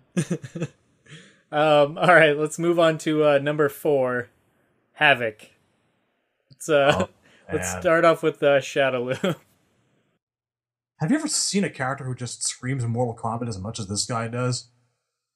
Honestly, that's what I think of when I look at Havoc. I smile and I think to myself, this is the essence of Mortal Kombat. It's gruesome, it's batshit insane, it's hilarious, it's dark, it's twisted, it's wrong, it's so very right. Havoc kind of embodies the spirit of MK to me. And I feel like they bat 1,000 that day when they whip this guy up. Two solid looking costumes. I was just going to say he's disgusting, he's morbid, but absolutely beautiful. Precisely.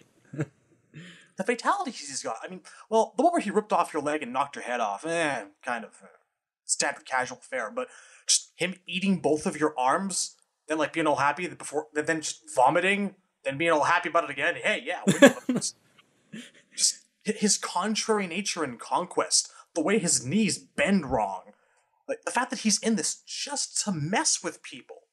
I love it. He's a troll character for an entire population of gamer trolls. Havoc needs to happen. I can't get excited enough about Havoc. You all, every one of you listening, write to them right now. Demand your Havoc. You need more Havoc in your life. I just love the ease that he eats their arms off. He eats them with absolutely no resistance, no problem. Doesn't even look like he's chewing. He's literally just biting and they're disappearing. I just love that. It's like Pac-Man. You picture a pencil sharpener noise. That's it. And yeah, he showed up in Noob's Ending last time. They know we want him back. They know he's got a fan base. I think Havoc is a lock for MK10.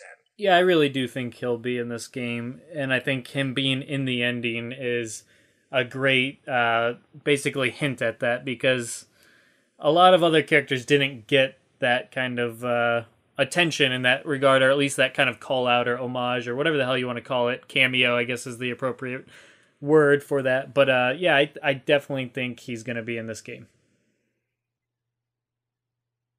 Yeah, I really like that the Noob Saibot ending that he appears in. I'm kind of like, one thing that bums me out about if Sub-Zero is Bi-Han, that it just means that we won't get to see the story go that direction. Like, it could have been that the Soul NATO somehow flung him to Chaos Realm and he met Havoc, but you know, as long as Havoc's in the game, I'm fine with it. Like Shadaloo said, I love the bending his knees backward and all that sort of stuff, and I'm really curious to see how that would play out, like what kind of moves he'd have in 2D with, you know, everybody has a million moves spread across 3 variations now. There's just so many things you can do with a guy who's basically completely immune to the rules of life and death, just for no real reason, just because, you know, it's chaotic.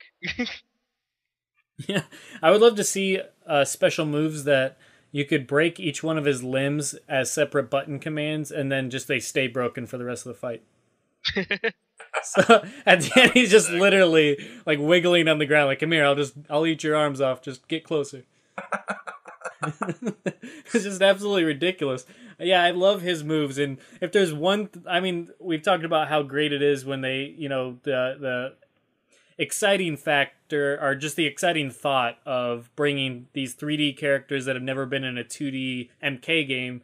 Well, the coolest thing about these newest MK games is they pack them full of special moves, and they pack them full with like normals that include their abilities in them, and their combos include their abilities in them. So I just, you know damn well he's gonna look amazing and play amazing, and he's just gonna have such weird, crazy nonsense that's just absolutely insane. But yeah, I think he would be a great addition to MKX, and like I said, I think he's definitely going to be in the game. I'd love to see what story he goes with this time. I mean, obviously, if they're going to introduce the Chaos Realm, are they going to bring in the Realm of Order as well? And then who's going to represent that? Are we going to bring back like Hotaru? Are we going to make a new character? Yeah, I'm just excited all around to see Havoc in this game. I think he's one of the few characters that we all had on our list, if I'm correct. So I definitely am looking forward to his inclusion. He's the magic character, really, because, you know, a lot of characters I don't like, it's usually because I find them boring or not interesting. Havoc is like the anti-boring character. If a character's not interesting, you put them in the same room as Havoc, and you're always going to get something interesting. The other character's either going to be annoyed or they're going to be confused. So you always have, you know, a foundation of something good or interesting, or it's always going to go somewhere. And he's important, too. He was really important to the Deception storyline. When Raiden went crazy, he basically led the Earth Warriors, or the people fighting Onaga. He led them to Onaga. He guided the warriors over there. And, yeah, I mean, honestly... Yeah. Well, I'm sorry, go on. I was just... He was on the good guy's side just because Onaga was a fascist, and he stands against law and order. Precisely. And, I mean, there is one thing that does bother me about it, and I was kind of hoping, now that Raiden's out of the leadership role, I was hoping Nightwolf would take the lead. He'd be the one kind of gathering everyone together and creating order among the good characters in the game. But obviously he couldn't do that because he was by himself, you know, just playing with himself and accumulating sin until he can go to the Nether Realm. And that was kind of an interesting story, but it doomed Nightwolf in the sense that he can't interact with any characters anymore. And it is canon. I think they did say in the Fight Night that ending did happen. It was a sort of a conjunction of Shujinko's ending and Nightwolf's ending. Yeah. The Armageddon bios they put up online confirmed that Shujinko destroyed the Kamidogus and beat the crap out of Onaga, almost killed him, and then suddenly Reptile became unpossessed because Nightwolf sucked Onaga's soul down to hell and trapped it there. Poor Reptile, waking up confused yet again. You beat me up this time. Oh. You can actually see that too in the in Sindel's ending. After she beats Onaga, her and Jade basically rescue Katana, and you see Reptile laying on the ground unconscious. So in human form, I think. The weird thing was that it was his MK2 model, like he had the human skin disguise. I wonder where they'll take Havoc's fatalities this time, because if there's one complaint I do have about Havoc is I did not like the grabbed or ripped their leg off and then hit their head off. I mean, it wasn't bad, but at the same time, it just felt kind of weak for some reason. It was kind of generic, especially because Hotaru and Darius, all of the, like, a lot of the new characters had very similar ones. Yeah, it was all doing something with their limbs to hurt their other limbs or some weird stuff like that.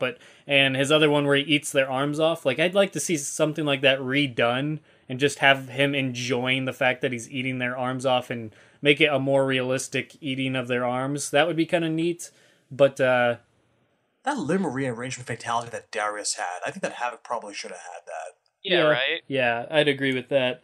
But beyond the fact that I didn't care for his fatalities so much, I did like his harakiri, even though I don't care for those in general, but I did like the fact that he literally just rips his own head off and holds it there in front of him, like, here. Check it out. It's me. Oh, wait. Here's a gift for you. Yeah, so that was pretty good. You know, at the end of the day, I don't think I'd even care if Havoc had no role in the story. If he had to be DLC, fuck it, I'm fine with that. Havoc woke up one Tuesday and felt like fucking with the realms. What's going on over in Outworld? Oh, hello. Who's dead now? Sounds interesting.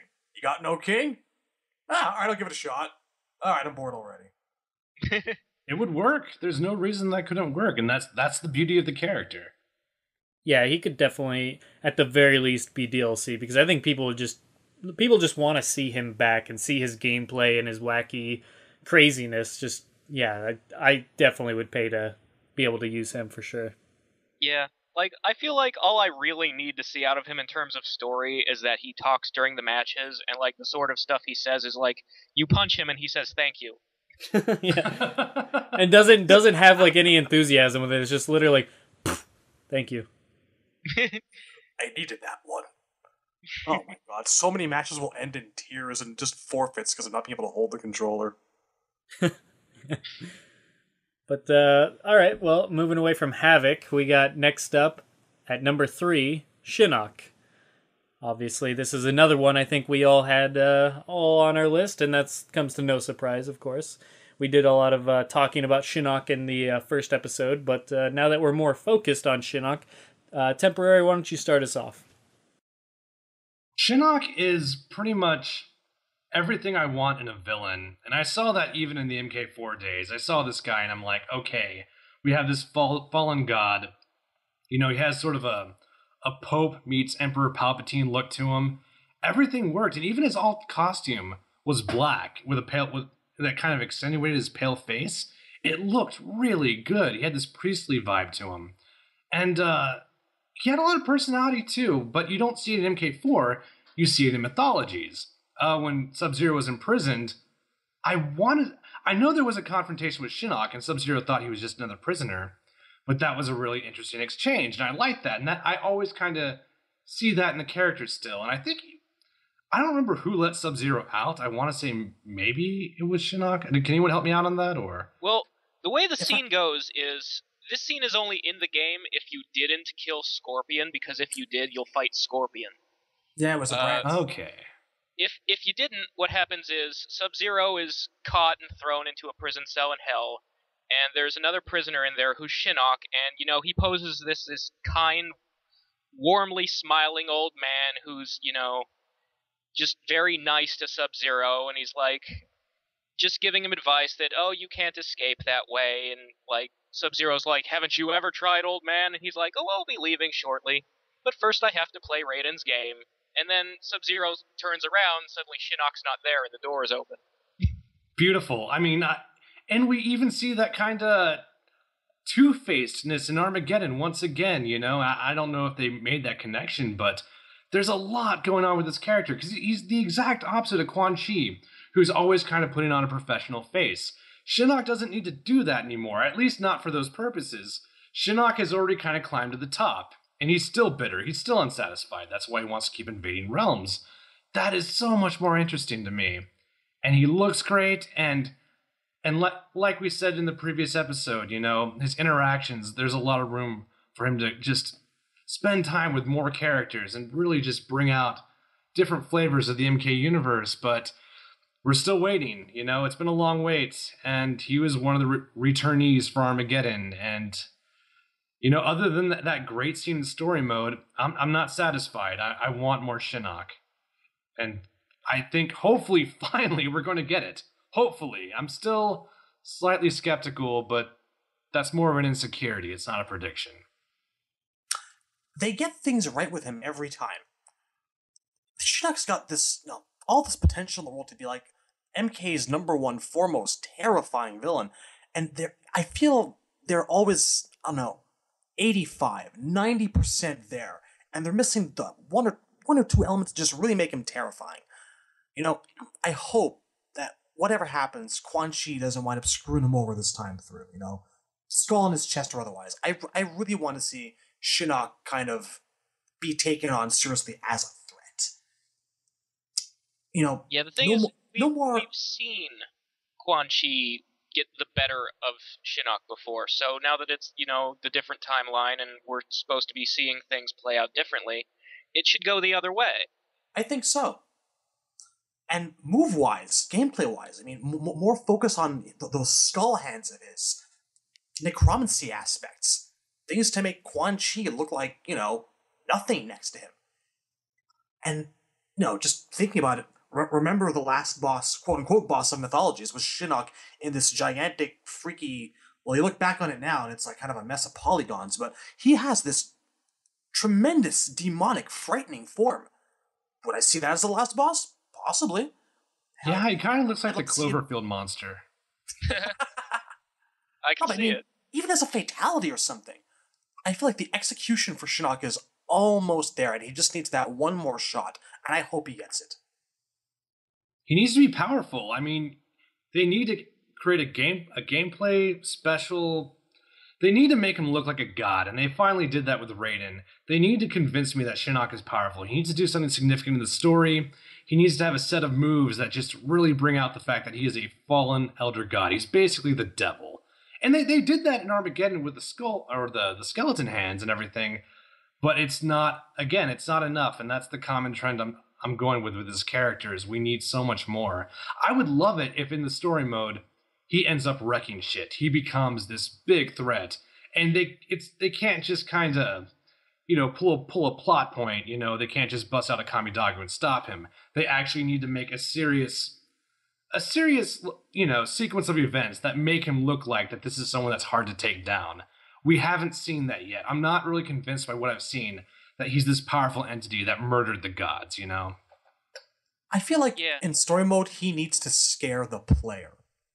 Just have that one moment where he just turns to someone and shifts from that kindly old man that we saw in the Mythologies prison to just fucking low, terrifying voice and just annihilating the fuck out of someone, Terrifying face, voice, a display of godlike power. Maybe annihilate Quan Chi, I don't know. Shinnok needs to be played by Dr. Claw from Inspector Gadget, is what you're saying. Next time, Quan Chi. Soundwave without the vocoder. But, the thing that I want to see from Shinnok, at least how they present him the most, is, like Temp said, he should look powerful, but it's not just a thing with, his moves and his own presence. I feel like it needs to be shown in his followers, too. Like, the thing about Shao Kahn was a warlord. Everyone who worked for him was a soldier in his army. What Shinnok has isn't an army, it's a cult.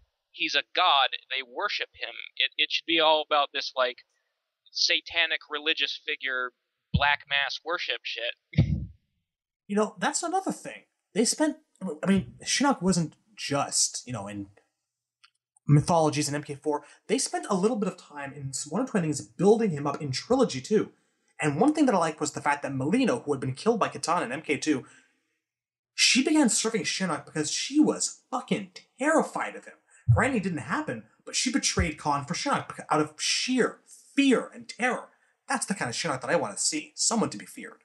Yeah, she was given the choice between her father and the devil, and she picked the devil because he's gonna do bad things if you don't. Well, that's the thing. We see the sequence in MK4 where, Quan Chi busts out the medallion, or Yeah, the medallion. Wait, what is it again? I'm sorry, my mind's blanking. Amulet. The amulet, thank thing, you. Really. And yeah, we see that, and he basically screws over Shinnok. We don't see the thousands of years where Quan Chi has to put up with his shit because he has to, because Shinnok's a fucking god. You know? And that's what we need. We need, like Shadaloo said, we need to show that people are afraid of this guy. This is someone not to be messed with. Yeah, I'm in complete agreement with you guys, just like we talked about before. Shinnok needs to be... He needs spotlight, he needs time to develop, he needs to be a big part of story mode, hopefully, and he needs to be that big bad that he never really was. You know, he never got the chance to before because Quan Chi kind of cut him out from under the knees. He needs to be extremely scary, he needs to be incredibly powerful, like you said. He needs to appear like a god, like... MKX is the first time that Raiden is really truly looked like a god, like we've talked about. Shinnok, like you said, needs to be the exact same thing. His powers need to be above and beyond, better than other people's. Just, you know, the way they're shown, the way they're presented, they just need to dominate. And if he has a boss form, that can be even more powerful, but even his playable form needs to be something incredibly powerful and incredibly dangerous and incredibly scary. And I'm completely agree with everything that you guys just said. So yeah, this could be Shinnok's coming out party almost to a degree that he needs to exert himself, assert himself into the big bosses of MK. You have Shao Kahn, who's pretty much like the biggest boss that we've had, the biggest, baddest boss. You have Shang Tsung. You have Quan Chi, who's been, for a long time now. Shinnok needs to be the next person to kind of put his face up on Mount Rushmore of the MK bosses and say, I belong up here. I'm a badass. I'm an evil, evil dude, and I will wreck shit up if I need to. So, this needs to happen. It'll be a huge, huge disappointment if in story mode he gets little to no time, or if we find out he's already been defeated. That would absolutely suck. So let's really hope that's not the case. But I definitely think he needs a good portion of story mode built up, and we need a big payoff with him, whether he gets defeated or sent, trapped in another realm with Scorpion or whatever the hell ends up happening to him. He needs that special attention, because out of all the MK bosses thus far, he's at the bottom of the pile because of that reason. Maybe he's holding hands with a Naga or Blaze or something, but it's just, he's not up there with the iconic bosses, and there's really no reason he shouldn't be.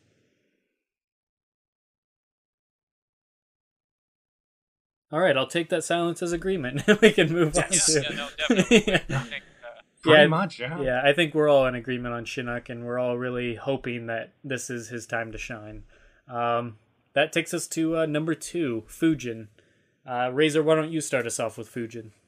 Okay, well, we talked about him a little bit in the first episode, and how we sort of all want to see some kind of response to how bad a job Raiden did in protecting his warriors in the previous game, and that, we were disappointed that, when Fujin inherited his job in MK4, there was no follow-up. He didn't show up in Deadly Alliance or Deception. He never really functioned as the protector of Earthrealm, and we'd sort of like to see him show up and sort of serve in that role again. I mean, even though it would technically be a repeat of something that happened in the old timeline, it didn't really happen, so this time it'd be nice if it did. Yeah. Yeah, for sure. I mean, Fujin's another one of those characters that he had so much potential going, in MK4, he had so much potential, and a lot of people thought, beyond the fact that Raiden gave Kai his staff, that Fujin was going to be the new Raiden and the protector of Earthrealm, and Raiden was going to step down, Fujin would step up as a god, the wind god, Fujin, and he never really got his chance after that. He wasn't in Deadly Alliance, wasn't in Deception, and only came back for Armageddon, which everybody came back for. And I think out of all the characters in MK4, not counting Shinnok, but just in all the characters in MK4 that were introduced in MK4, Fujin is that number one for me that I feel he has the most potential, especially, we only saw him in MK4 and Armageddon, and the quality has increased so much in character design, character gameplay, etc.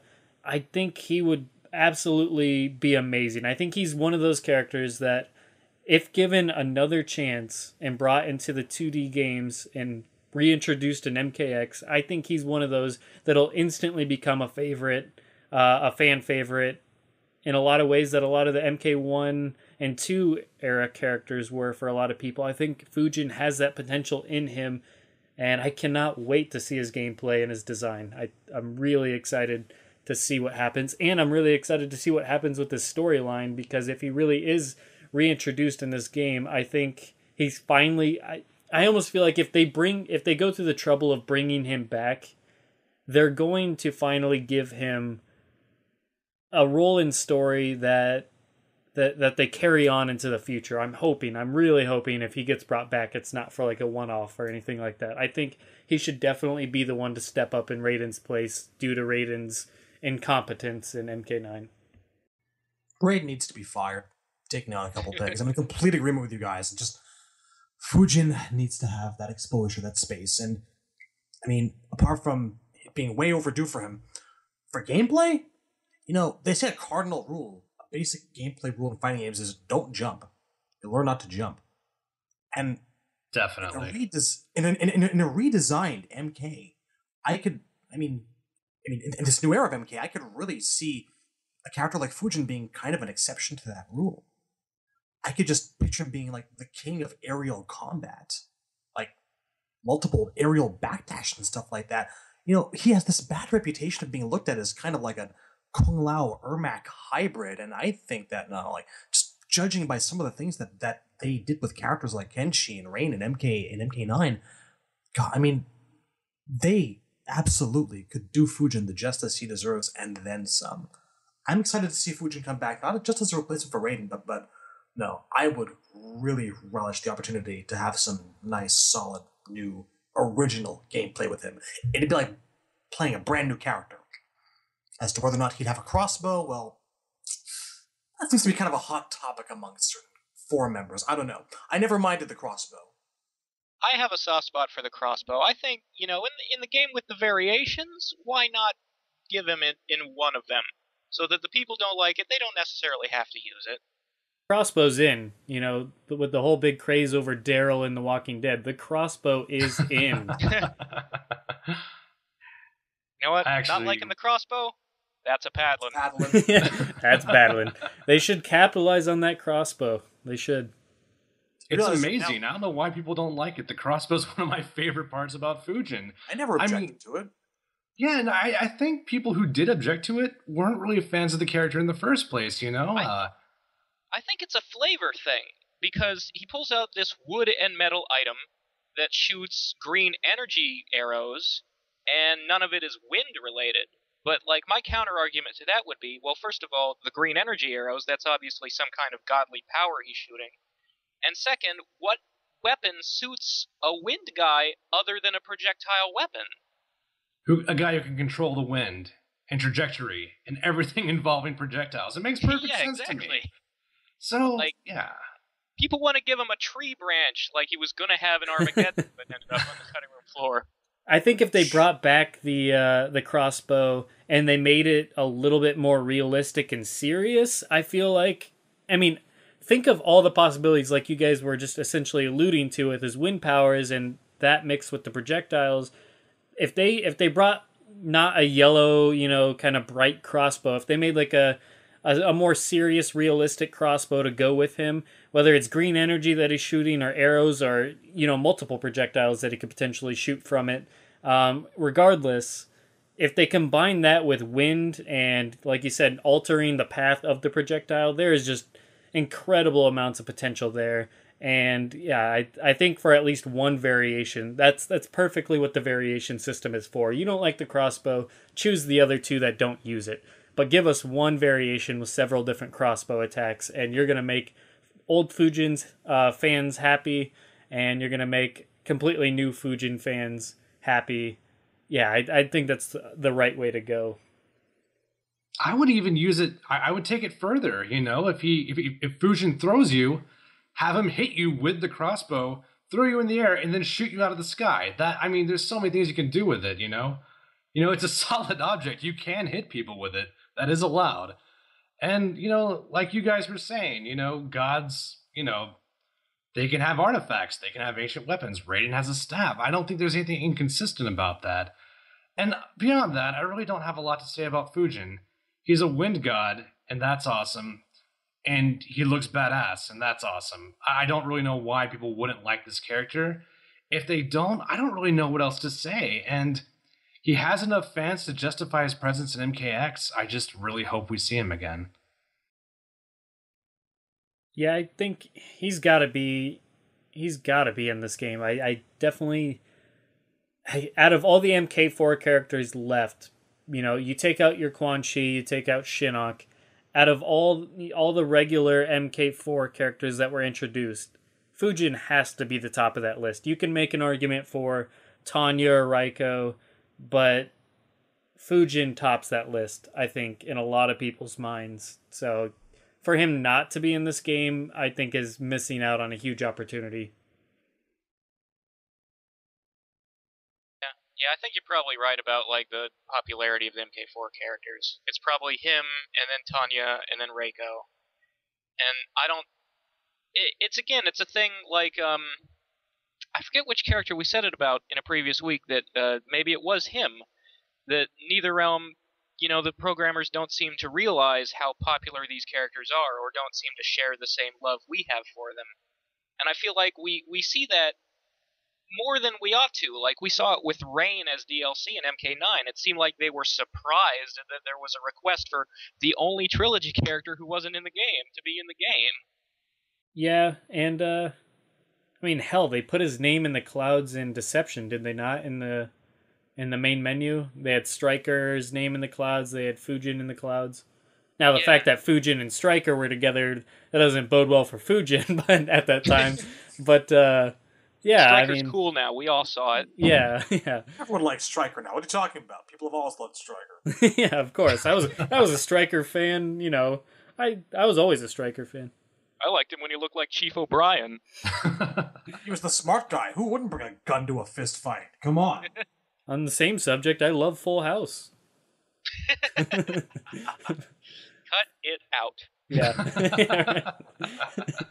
But, my point is, why throw those little hints out there for a character if you don't like him yourself? They gotta have some love for Fujin in there, and they gotta know that out of all the MK4 introduced characters, if they're gonna try and represent MK4, they gotta have Fujin in there. I just think he has so much potential, too much potential to be just sitting on the bench and the shelf for so damn long.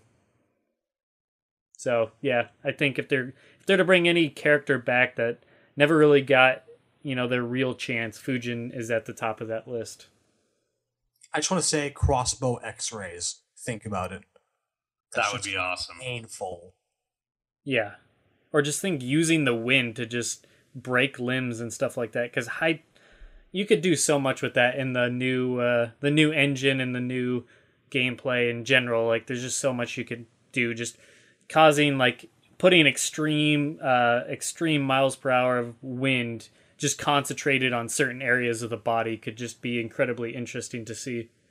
I just want to see... Look at what they did with Raiden's new X-ray. The sky is literally the limit now. Like, they're turning him into Injustice. I just want to see him take, wind from two different directions, one on their legs and then one on their, torso, and just completely fold the guy backwards in half. That would be incredible. Crumple up like a doll, Tanya style. Yeah, God. But, moving on from Fujin, it is, it's the old number one. But before we get to number one, we're going to do a little bit of a recap, because that's pretty popular with top 10 lists, so who are we to say that we're different? Yeah, no, let's... No, we got to completely stick to... Number 10! Yeah. Oh, God, the screw attack. Number 10. No, Seriously though, number 10, Reptile. Number 9, because 7 doesn't come after 10, it's 9. Because I know how to count. That's why I do so well in math. Number 9 is Bo Raicho. Number 8. Helping you out there a little bit. Yep, there you go. That's what we should do. We should alternate. Give me a number 8. Serena. Yes, Serena. Number 7, Lee May. Temp, why don't you say the next number for us? Number 6? Yeah. Maybe? Friendship again. But yes, number 6 is Shujinko. Yeah, I didn't remember. I had no idea who number 6 was. Yeah. This is a horrible idea. But Good lord. but at least it's entertaining, I'm sure. None of us can count. Now everybody knows. Number 5 is Cyrax. Frugality. Was that not it? Yeah. Number 4 was Havoc. Number 3 was Shinnok. Number 2 was Fujin. And number 1, Smoke. Smoke. Are you smoking yet? Smoking yet? All right, well, Yeah. would the biggest Smoke fan start us off? I want to give that to Shadaloo because I kind of betrayed the Brotherhood by putting Lee May as my number 1 character, so... Oh. Yeah. Where do I start? Folks, you know me. Smoke is the character that I'm almost in MK for. I don't know what it is, you know? He's got kind of this almost universal popularity. I feel like there's very few people out there who don't like Smoke in some form or another. MK9 gave me Human Smoke. That's a character that I've wanted to see realized with his own moves, his own background, his own interesting little storyline for quite some time now. And not that I wasn't a fan of, the original plotline of him being assimilated and transformed into something terrible against this world. That's what got me to really, really love the character. But, I think that we all feel the same way here. Smoke got the raw deal in MK9, One way or another. You look at him and that character development, that personalization that we were all kind of expecting, the opportunity to see more of the man behind the machine, it wasn't there, He had a couple of lines and then goes the neck, Sindel wins, fatality. Down goes half the MK cast. But by the same token, they dangled a carrot in front of our faces. I think that we're all waiting for some sort of closure or some sort of reward in terms of his Enenra background, what he might become, what he is, what being in the Netherrealm could do with him. Is he actually under Quan Chi's spell? Or as a denizen of that realm already? And does he have some sort of power to resist? We'd like to see that. I'd like to think that he does. I'm just reaching and stretching here because, oh my god, do I ever want my favorite character to come back? I won't deny it. I like to try to be impartial, but when it comes to Smoke, I just can't be. Please give me Smoke back. I don't care what form. Just bring him back. Thank you. Was that a prayer there at the end? A little bit. I'm praying to my heathen Canadian gods. Please, if you just, if you give me Smoke back, I promise to, eat my vitamins and I will drink my milk. I won't push Tommy at school anymore, I promise. But just give me Smoke back and thank you. Amen. Seriously burning maple scented incense over here. Yeah, I'm going to agree with all that. That is all true. Of course you would, because you're a Smoke fan. Yeah, I totally am. The sound of me opening a pack of cigarettes and I guess the only way I could take it one step further is, really, it goes back even before MK3. He was my favorite character since MK2. To me, Smoke is the hidden character. Because when you see the other two hidden characters, Noob Saibot and you see Jade, yeah, you kind of see what they were going for, or what they were going for. They're palette swaps. But Smoke, I immediately saw the concept. I'm like, okay, this is a ninja with an air elemental thing going on. And there was all these rumors about, I saw Smoke's fatality. He creates a tornado of smoke. It's amazing. And it was all bullshit, obviously. But there was a lot going on in the mind of fans. And what kind of crowns him as the hidden character is he is the first playable hidden character. We were told before Mortal Kombat 3 came out that one of the 3 hidden characters from MK2 was going to be playable. And lo and behold, it was Smoke. And no one can really take that from him. I'll never forget the day I went to the I went to the arcade, and I saw the Mortal Kombat 3 machine, and pretty much every time previously, I saw the dragon logo in the middle of the select screen. And the one day I get there, that logo is gone. There is now a Cybernetic Ninja. There's kind of an indigo, grayish, purple, blue thing going on. And then I'm like, that's kind of lame. I was hoping it'd be one of the hidden characters from the previous game. And I click on the character, I get to the fight screen, and it says Smoke on the life bar. And I'll never forget that. That's one of my happiest moments, really, in memory in regards to Mortal Kombat. And it was love at first sight even before that. And I love the victim storyline. Even though I don't like Noob Smoke as a gameplay element, I really like the tragic storyline of Sub-Zero having to fight his brother and having to watch his brother puppet his best friend. I think there's so much drama going on there. And it was sad because it looked like it was leading up to something. It looked like there was this big confrontation going that was about to go down. And then it goes nowhere because of Armageddon. And now that storyline's lost forever.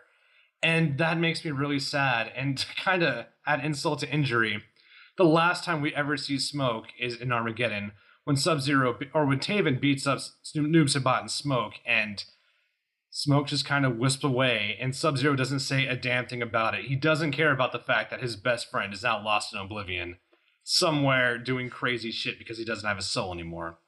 That will never get resolved. And I mean, I'm over it. It's all good now, but... Are you sure? No. I'm not over it. Neither am I. You can be over it for me. Armageddon made me angry for a variety of reasons. That was one of them. Yeah, I'm taking baby steps over here, but I'm always going to have those... One day at a time, man. Yeah, just one drink at a time, and that's really what I do. So it's... Yeah, I love the character, and kind of like what I said about Lee May, he went through something horrible and came out on the other side and still, had some sort of resolve. And there's that friendship, too. I mean, Sub-Zero kind of existed in a vacuum. All he really had was his brother, who was dead, and he had Scorpion, who was protecting him in the shadows. Sub-Zero didn't even really know about it. So now we have this character who is the best friend to Sub-Zero, and Sub-Zero is now one of the main characters of the MK storyline. He's one of Raiden's chosen warriors. And he indirectly made Sub-Zero more relevant. We have a more human character now. And taking us all the way back to MK9, even though so many things about Smoke are the things I liked about him, they may be gone now, but now I have this amazing gameplay style where I like to play footsies, I like to have a lot of options, and they gave me the perfect character. And no matter what happens after this point, I'm always going to remember my tournament moments with Smoke and just how far I took that character. I'm always going to have that. I swear to God, I feel that... Swear to me! I will swear to you. Where's Rachel? You swear to me! No. I mean, I feel like honestly, if I may be a little bit narcissistic, I feel like at times that someone up there, someone has been reading all my posts about Smoke, his ideal playstyle over the years, telling people, he shouldn't be borrowing, copping off moves like a teleport uppercut. He should have his own variations. He should be a hit-and-run character. I felt, looking at MK9 Smoke, someone was paying attention. Wishful thinking on my part, but I like to believe. Somewhere Ed Boon is like, he knows. He knows. Yeah. Send the black van. Yeah, I really like Smoke as a character. I definitely would have had him on my list, but I didn't. But I was pretty sure 2 people on here would definitely have him pretty high on their list, so I wasn't too worried about it. And so I was just hoping to give another character a chance. But I'm definitely glad that Smoke made the list, and albeit number 1. So Smoke is definitely one of the characters that definitely got screwed over royally. Especially, I mean, the fact that, like we talked about earlier, they just pretty much shoehorned his storyline and merged it with Cyrax's kind of sucks for... Well, it really sucks for Smoke fans, and like you said, your character never got his shining moment or his resolution that you wish he would have had, and it sucks anytime anybody has to settle with that for their character, Baraka, Reptile.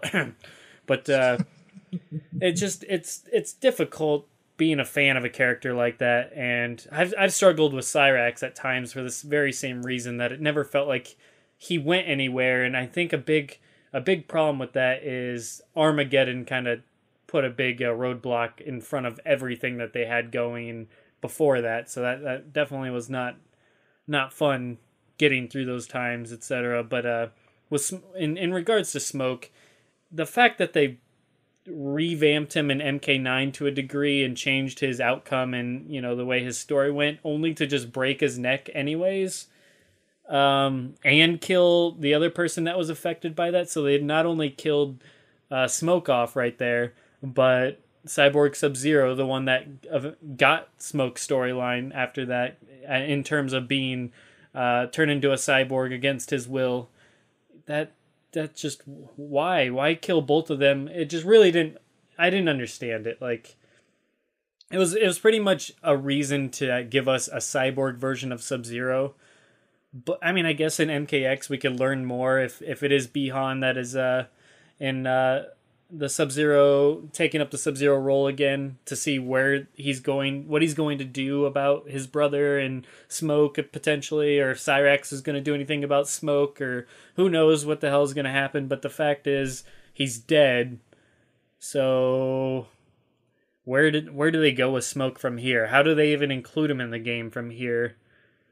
Is he going to be one of Quan Chi's minions? Are we going to see a couple of the dead characters resurrected? I don't know. I'd love to see Smoke return. I enjoyed their new take on him gameplay wise. He was really interesting. He was definitely a pain in the ass to fight, along with like Noob Saibot and those types of characters. But he played like Smoke should have played for all those years. So I was really happy to see that. And I'm hoping he makes the cut. I don't know how it's gonna play out or how it's gonna happen, but I think his gameplay is so unique and so fun. They got to bring him back sometime. So yeah, I'm in agreement with you guys. And although I'm not a huge Smoke fan, he'd probably be my top 20. But yeah, I wasn't as bothered by everything that happened. But I definitely know what that feels like. So that definitely sucks. So I hope that's not the end of Smoke, because that's a really shitty way to go out. Yeah, I guess that just leaves me. Smoke is one of my favorite characters. Not my favorite, like Shad and Temp, but definitely top 3 to top 5. And, that, for me, that goes way back to Mortal Kombat 3. Like, I liked the hidden characters, all 3 of them in MK2, but just the fact that he was just a palette swap and had no story, and, his color scheme was black and gray, just didn't really, catch my interest all that much. And then here comes MK3 with, this code that's like, what was it, like 8-10 blocks long? It was that 10. You had to, figure it out to unlock a character, and the character you get is Smoke. And now he's a bluish-purple robot. And he's the only guy in the game who has Scorpion's spear, because Scorpion was left out of the original MK3. And on top of that, he's the only cyber ninja who really has their own story in MK3. Like, when Sector and Cyrax were first introduced, they were just, these drones whose only role was to capture Sub-Zero. Smoke was the one with his own storyline about, being Sub's friend, and he didn't want to be a robot. Now he's stuck this way, and it's this tragedy, but he, recovers his free will, maybe. And just, that always... it's funny. I almost think more of the old cartoon Defenders of the Realm when I think of Smoke's storyline than I do MK3, because for all of the terrible, silly things that went on in that cartoon, the Smoke episode was actually well made. Like, it was written better than really the Smoke and Sub-Zero story has been in the games, even in MK9. And that feels like such a tragedy or a missed opportunity, or an injustice to me, that because the games take themselves so much more seriously than that, goofy cartoon with people yelling catchphrases and riding around in dragon jets did. It's still combat time, by the way. It's always combat time. It's always combat time. Did you know Jax was the fattest kid in school?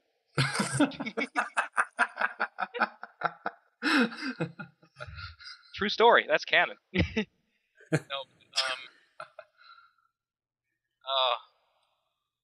Referencing Defenders of the Realm. You better believe that's a paddling. Yeah, that's bad. How does it feel to have permanently consigned Kodal Khan to that catchphrase? I feel pretty good about it now. I love this meme. I'm going to ride it into the ground. We're not even done. Like, this is going to go on forever. Yeah, it's only begun.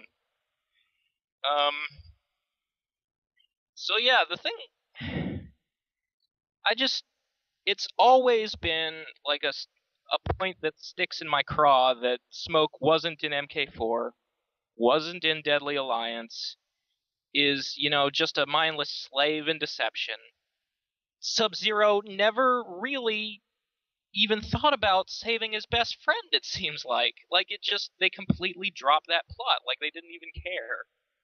That was, like, the most interesting thing about those two characters to me. And so, I don't know, looking at, we had MK9 coming in, and it was, another chance to do the, the beginning of that story, the part that's actually exists, and maybe do it better, do it right. And, the fact that him and Sub-Zero were switching places, that Sub-Zero would become a cyborg, that leaked before the game came out, and I think everyone in the world knows that Cyber Sub-Zero is, a controversial issue. He has his fans, but a lot of people really, really hate him and what he represents in terms of the way the timeline has changed. I don't like that he has Cyrax's bombs. Yeah, I love his normals, but I'm so disappointed that they felt the need to go, well, Smoke was this hybrid of Scorpion and Sector, so Cyber Sub-Zero should have some Cyrax moves instead of being his own character. A tear just rolled down my eye. But yeah, people were saying before MK9 came out, when we found about Cyber Sub, wait and see. This means that Human Smoke will actually get a story now. And, I was all like, look, I hate it even before seeing it, but I will give the Smoke portion a chance to impress me. And it just did not. His chapter in story mode is pretty much completely filler. And we don't really learn anything about his personality except maybe that he's kind of dumb and likes to start fights. Like, he can't... Raiden yells him, "That's not Katana!" And he's like, he still attacks Jade for fighting Melina. Like, I don't know. That could be characterization, or it could just be the rage from MK versus DC. I just want to say, everyone mistakes Melina for Katana. It's not a crime. He's not dumb. It happens all the time. Well, it happens all the time if nobody there knows and tells you, but Raiden shouted it at him before he started that fight. Maybe he's hard of hearing. Paying the fuck attention. Maybe he's hard of hearing. That's a thick mask. He's got some thick hair. Yeah, that's another thing. I wasn't a fan of his design. I got nothing against long hair. I actually have long hair myself at different times. And I prepared for this. the dude had bangs. Like, he wore it like a girl. I don't know. I really liked his alternate, but yeah. Yeah. I mean, I got used to his primary. I kind of dug it just because it was so different and unique, and it was very... they say, I learned in my... a few years back in my character narrative storyboard development. Damn, that's a long title for a class. But anyways, I learned in that, a great thing to give a character to make them really catch on is they got to have an iconic and very noticeable silhouette. And with that hairstyle, he has a noticeable silhouette. So he has that going for him. I find Smoke's hairstyle a hell of a lot more palatable than all the people in goddamn top knots I see running around these days. What is with these kids in their their Skrillex and their Top Knots and their Oh, Dunce. I love the Skrillex. It's the mullet of the 2010s. I just, you know, I know it seems a little bit out there, but I don't think Smoke's hair is that ridiculous. I think it just I actually agree, looks, actually. I think it actually looks worse at the Versus screen. And yes, when we first saw not the Versus screen, the character select screen, where he looked like Christopher Walken, was also part owl. Yeah, it looks like an afro. Yeah, I agree. I was terrified there. I agree. In game, it definitely doesn't look that bad. Like I think it was just a big shock. That's all. I've definitely sort of gotten used to it over the past couple years that we've had to sit there and look at it, but I just I always think back to when we first saw it, and it's like, what I like to do is drop a smoke bomb. It goes poof. And then Were we expecting him to be bald, though, because of his MK3 ending picture? I was thinking that. At times I wavered between maybe he's bald, or maybe they just forcibly shaved his head before they went through the procedure. I guess it was the head shaving. You can't have hair under a Cyber Ninja helmet, so they shaved him. I'd like to see a Cyber Ninja with that hair. Well, that's sort of like both Sector and Cyrax's humans had these big ponytails that were like a callback to or a call forward rather to the dreadlocks they have as robots. And I'm thinking, like, why couldn't Smoke have a ponytail? Well, I think one of the reasons we saw Smoke last is because, okay, here's the thing. The hair, it's not that it's bad, in my opinion. It's that it doesn't work. It's broken. It, clips against his ears. It kind of suspends in the air in a weird way. It was supposed to... He doesn't even have ears in the Versus screen. It's so strange. Yeah, and, I mean, I think they knew. I think they honestly knew Smoke's hair didn't look good.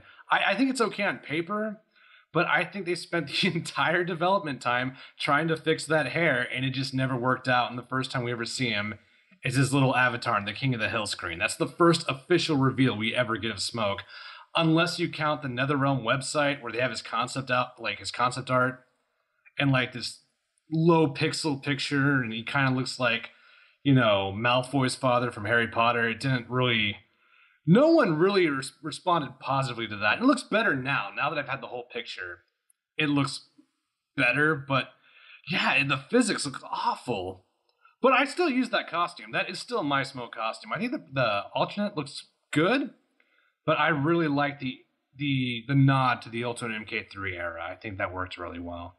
Yeah, I don't know. I mostly play with the MK2 retro outfit. The thing about his other than the hair, his actual clothing to me, in both costumes, he's basically wearing, this metal armor. And I get that in the one they were going for an Ultimate MK3 look with the plated squares. But he's an air elemental guy. His whole fighting style revolves around being airy and light on his feet and moving a lot. Why does he wear heavy armor instead of, say, loose baggy cloth? Or the Shaolin Monk's outfit, even. That looked really good, in my opinion. Yeah. I just kind of take it as granted that he's learned how to transform anything he wants into smoke over a long period of time. Maybe he's just good with metal. I never really tried going in depth about it. Metal. Maybe really, really thin plate metal. Maybe it doesn't weigh as much as we think it does. I don't know. I was a fan of the Shaolin Monk's look, though. Yeah. I just feel like, as an artist myself, when you design a costume, it should communicate what the character is about, and I don't know that his does at all. Yeah, I think they just went with these silver plates because silver is gray, and they wanted him to be wearing gray and black. And I don't know that they put any more thought into it than that. Yeah, you're probably right on that. Should we mention the fact that he's pretty much an Enenra now, and he's kind of like this mythical creature, and how's that going to tie into everything? That's why I think he's coming back, to be honest with you. They're going to play onto that storyline, and that's going to have something to do with his NetherRealm presence. Yeah, here's the thing. I was going to mention when I got to his story. Cyborg, I think, was the one who said that, they shouldn't have killed off both Cyber Sub-Zero and Smoke. They should have left one of them alive to keep how different they had, how changed they'd been going. Yeah. And at times I do very much agree with that, but a part of me also disagrees, and here's why. I think, first of all, Well, you then go kill fuck Cyber yourself, Sub-Zero right? so that you have an easy way to turn him human again. Yeah. Because they probably knew this was going to be a one-shot thing, that fans weren't going to cling to it. You kill Smoke because that's how you turn him into an Enenra. If all you had was his arcade ending where he finds out his secret past, it's like, well, what does he do next? How does he even tap into those powers, even if he knows they exist? But if he dies and goes to hell, where demons are from, naturally the Enenra side is going to come forward and come to the fore. And that's the biggest reason I want to see him in MKX, is to see where that goes, what form he takes as an Enenra, what that looks like, what if it changes his powers at all, if it frees his mind from Quan Chi's control, all of that sort of stuff. And it's very consistent with his Mortal Kombat Deception outfit. You could take the Enenra concept and then put him in that costume, and it would make perfect sense. Except for the Garbage Man pants. He has to have actually gone shopping for Garbage Man pants. But Well, I like if the you look Garbage at Man the, pants. They look good. In the MK9 art book, they had a concept for that costume, like they were thinking of putting it in an MK9, like they did Dark Raiden, and they didn't go that way. And that one isn't wearing the pants, like he just has legs made of smoke. That's even worse in my opinion, though, because now I'm projecting thighs onto Smoke, even though they're technically it's air technically, but I'm seeing like Conan the Barbarian thighs on Smoke. It's not working for me. Stupid, sexy Smoke.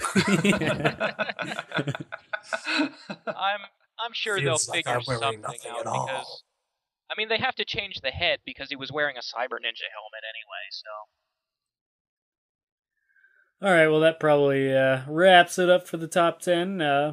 Hope you guys enjoyed the conversation. And actually, leave in the comments, whether on YouTube or MKO or whatever the hell you are listening to this, somewhere that we can see, hopefully. Leave a just don't comment on your personal Facebook and expect us to know what you say, but leave a comment on the video or in the forum about what is your most wanted character. And then I'm going to tally up what is the most wanted character from everybody's, inputs. And then we'll talk about that character next week briefly.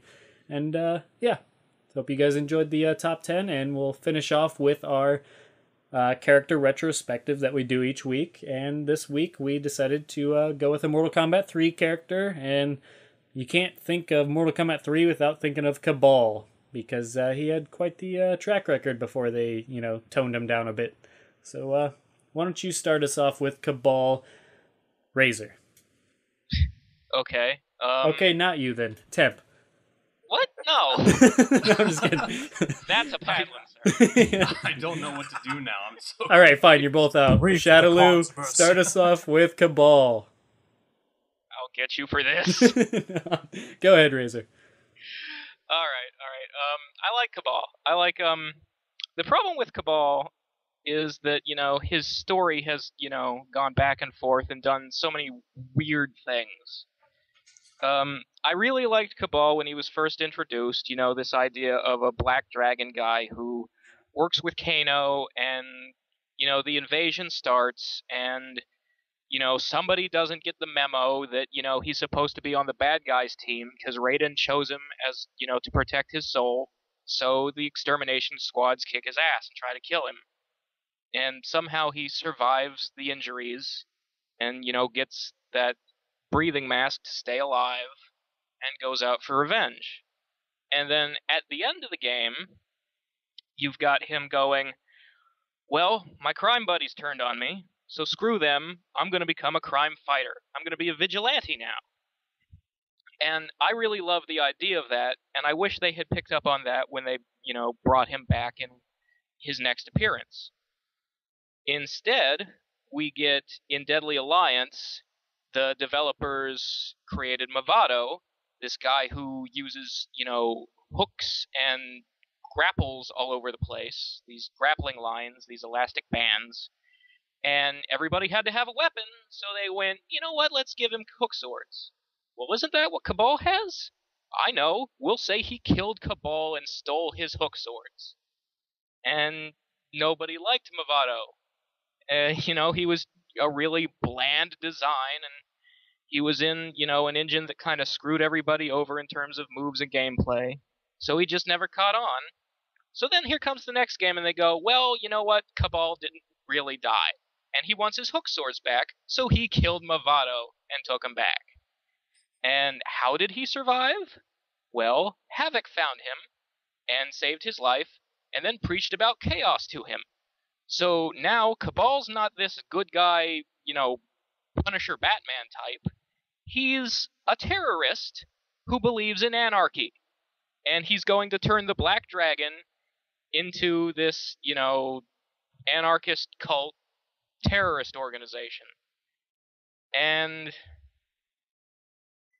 I don't know, I wasn't really feeling it, because I didn't want to see Kabal as a bad guy again, I guess. Or at all, really, because he wasn't one in MK3, but I don't know. So, and then Armageddon happened. So the new Black Dragon and evil Kabal never went anywhere.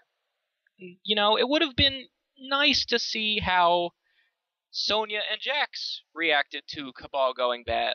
Or how, say, New York City cop Stryker, who was Kabal's ally in MK3, reacted to his friend turning to crime and busting serial killer Cobra out of jail. They could have done stuff with this stuff, and they didn't. That could be said for a lot of things. Yeah, obviously. But there's still MK9, where they retconned in the idea that he left the Black Dragon long before MK3 and was a cop, Stryker's partner. And a lot of people seem to like it, and it does give him, that connection to Stryker on screen, makes him and Stryker sort of more tied into the plot, I guess. Character interactions flesh everybody out.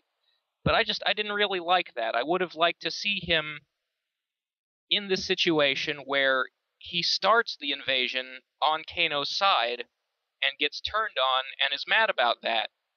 And it bummed me out that Kintaro's fire breath is what scarred him, because they could have done something more with it if he'd been scarred by the earth weapons that Kano had sold to Outworld. So, from a story perspective, there's all these, dropped plot threads and missed opportunities with Kabal, and it just really bums me out, because he's such a cool design, and, that brief attempt to make him an Elvis impersonator in Shaolin Monks notwithstanding. Thanks, Warriors. Yeah. The less said about that, the better. He's actually got a really interesting personality and a good voice actor in MK9. There's this sort of cocky, snarky, sort of like Boba Fett with Han Solo's attitude element to him. Yeah, so, I like Kabal, and I'm just sort of constantly disappointed with what they do with him. I guess that's where I stand on his story. One quick story question, actually, from the forums. MK Noob asked us to discuss, do you think he'll be somehow related to Kano, while being a Revenant, of course, or his hypothetical appearance in story mode will be limited to some small background cameos? Because maybe the Kano-Quan Chi alliance that was mentioned in Quan Chi's reveal video has something to do with Kabal. What are your thoughts on that, Razor? Anything? I feel like that the Kano and Kabal friendship, there's probably more made of it than actually exists. Like, Kano talks about how Kabal should come back to the gang. It's not the same without you. And he does save the guy's life and, want him to join him again, but I feel like Kano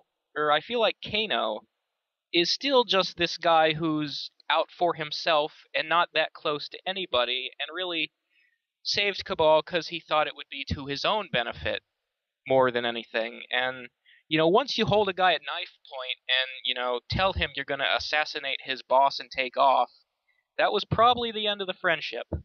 Yeah. And as far as whether or not Kabal will have like a significant role in MKX, since Kano and Quan Chi will be working together, I would like to see it, but I really don't think he will. I think that the dead zombie guys will mostly be NPCs or purely opponents, that they won't really have much screen time to themselves. I think if any of the zombies are an actual character, the only ones I think it'll be are Smoke, Kitana, and if Quan Chi has him, Liu Kang. The others will just be filler. Gotcha. And what's your favorite Kabal incarnation, or what's your favorite Kabal, or I can't talk. What's your favorite Kabal in the Mortal Kombat series? Story-wise, my favorite Kabal is MK3. Costume design-wise, I definitely go with Deception. I don't really like the sort of karate-gi and spiked mask look he has in MK9. I think he's a much more his character design fits his personality much more in MK3 and Deception, where it's just, you know, the khaki pants and this like army shirt and the trench coat. Like, it looks like you could go out and buy those clothes and wear them yourself. Like, he'd be, except for the mask, very easy to cosplay. Because Kabal is very much a modern, real-world Earth character. He's not really like a kung fu martial arts guy, so the fact that he has this like wrapped karate shirt in MK9, I'm not really feeling it. Right. Yeah. And what's your favorite Kabal fatality? You know, Kabal has a lot of really dumb, goofy fatalities. Indeed, he does. It's like choosing. It's like choosing the best of the worst. Yeah. I guess my favorite would be the one in MK9 where he yanks out the intestines, plants his hook swords in the ground, and you fall on them and slowly sink through them. And even then, like, it's not perfect. Like, I think we've talked about before in a previous episode that the intestines didn't look messy enough, that it was just, you know, these two strands of flesh, and it didn't really look like gut spilling out should look. Yeah. But even so, I mean, just because his fatalities are generally so shit, that one is indeed the best of the worst. How about you, Temporary? What's your thoughts on Kabal, your favorite Kabal, and your favorite fatality of Kabal? I've always really liked Kabal. I agree with what Razor said about the Deception storyline not working. I actually think that is the worst story point in Mortal Kombat history. That is Cyber Sub-Zero comes really close, but I've never seen a ball dropped so hard on a character where you had something so good going for him. You had this brilliant storyline, this awesome redemption story, and they messed it up so bad. And then that didn't go anywhere. I never wanted to see Kabal as a Chaos Priest. That did nothing for me. Maybe have him interact with Havoc, but that's about it. I do like what they did with him in MK9 in terms of his personality. That is how I imagine Kabal would act. From a story standpoint, though, to answer the original question from MKO, no, I don't think we're going to see Kabal again. Like Razor said, he's just not that high on the priority list. And to compound that, he was such a big problem in Mortal Kombat 9. He was the most broken character in the game. I honestly don't think he was broken. I think he was just really, really, really stupid good. He had so many options, but I don't think he was broken. I mean, fundamentals were so good in MK9 that you could chase him down if your forward dash was good enough. I think there are some characters that, even though they still lose the matchup, they lose at 6-4. They do have options against Kabal. But, you know, if a character's a problem, if he's that overpowered, the best way to fix an overpowered character is just to take them out of the game. I don't even think they want to try to balance Kabal, which is a shame. I mean, they could do so much with him. That Nomad cancel he had could be its own variation, which is Rushdown. His zoning, that could be its own variation, but you could fix the aesthetics where instead of doing an instant air gas blast, he's using his speed to anti-zone or to shoot multiple fireballs throughout different parts of the screen. I think that can work really well. And there are parts of Kabal that never made sense to me. I never liked the ground saw. It made no sense. They don't even try to rationalize it. it's just a ground saw, and he can summon it, and that's all there is to it. So yeah, for the first two variations, he has, rush down, zoning, and the third variation can just be ground saw. That's all he does. I don't know. But yeah, I like Kabal so much. I think he's a great character. I would hate to see him go. There's other characters I want more, but at the end of the day, though, I think he had his spotlight. He had his spotlight twice, because he was fucked up in MK3 as well. Both Ultimate and the original. My God, I think he was even worse in the original MK3. I think in Ultimate, they patched him, and he was still really bad. I don't technically know who the best character was in Ultimate MK3. I want to say it was Human Smoke, but I can't be positive about that. But yeah, I mean, he's left his mark. Toss up between Smoke and Ermac. Yeah, Ermac I've heard as well. Ermac was stupid hard to play against in Ultimate MK3. But I'm never going to forget the storyline they had with MK3 and how that positive impression that was left with me with Kabal. And I liked the design a lot. I thought the design was really well done. Now, in terms of the best design he ever had, I want to say MK9. I thought he looked really good. But the sores he had on his arms from the burns, you guys already know with my explanation with Devora, I don't like that stuff. The whole time I look at that costume, I'm just thinking he's to wrap his arms up. They're going to get infected. It really bothers me. I don't like open sores. You're worried about his safety. I'm concerned. You better wrap those up soon, because that's going to be pus, and it's just going to look... Yeah, there's dirt getting all over those sores, and it's like, oh my God, this tetanus all over the place. And yeah, I'm going to say Deception. I really like the Deception costume. I really like the sleeveless trench coat. I remember the mechanic or the physics being really good with the costume. I like the way it moved in gameplay, but I could be totally wrong. I'd have to revisit it again. In terms of fatalities, my favorite Kabal fatality is the unveiling of the mask, showing his face, and the opponent falls over and the ghost runs away. And I think they can expand upon that. I think after the ghost runs away, he can run really fast in front of the ghost and scream again, and then that ghost falls over and another ghost comes out. I think I'd be all over that. That would be amazing. That would be because I like the fun fatalities. I think even if they're silly, if it's grounded, I'm okay with it. To an extent. I mean, there's exceptions to that. But that still kind of makes me laugh to this day, and it's not like I had a lot to choose from to begin with. So, costume, fatality, was there anything else, or... No, you pretty much covered it. How about you, Shadaloo? Yeah. Oh man, you guys are really diplomatic when it comes to accounting for Kabal's various failures over the years, or what they've done with him, or the lack of what they've done with him thereof. No, I'm just gonna say it. They have fucked up Kabal left, right, up, down, and 8 weeks from Sunday. I hated, like you guys, I hated what they did with him in Deception. It was tantamount. It was character assassination. Despised it. And if Armageddon did one thing right, it was removing that from being a possibility. Now, I don't mind the Striker and Kabal interplay. If we're gonna say he was a part of the Black Dragon a long time ago, okay, sure, fine.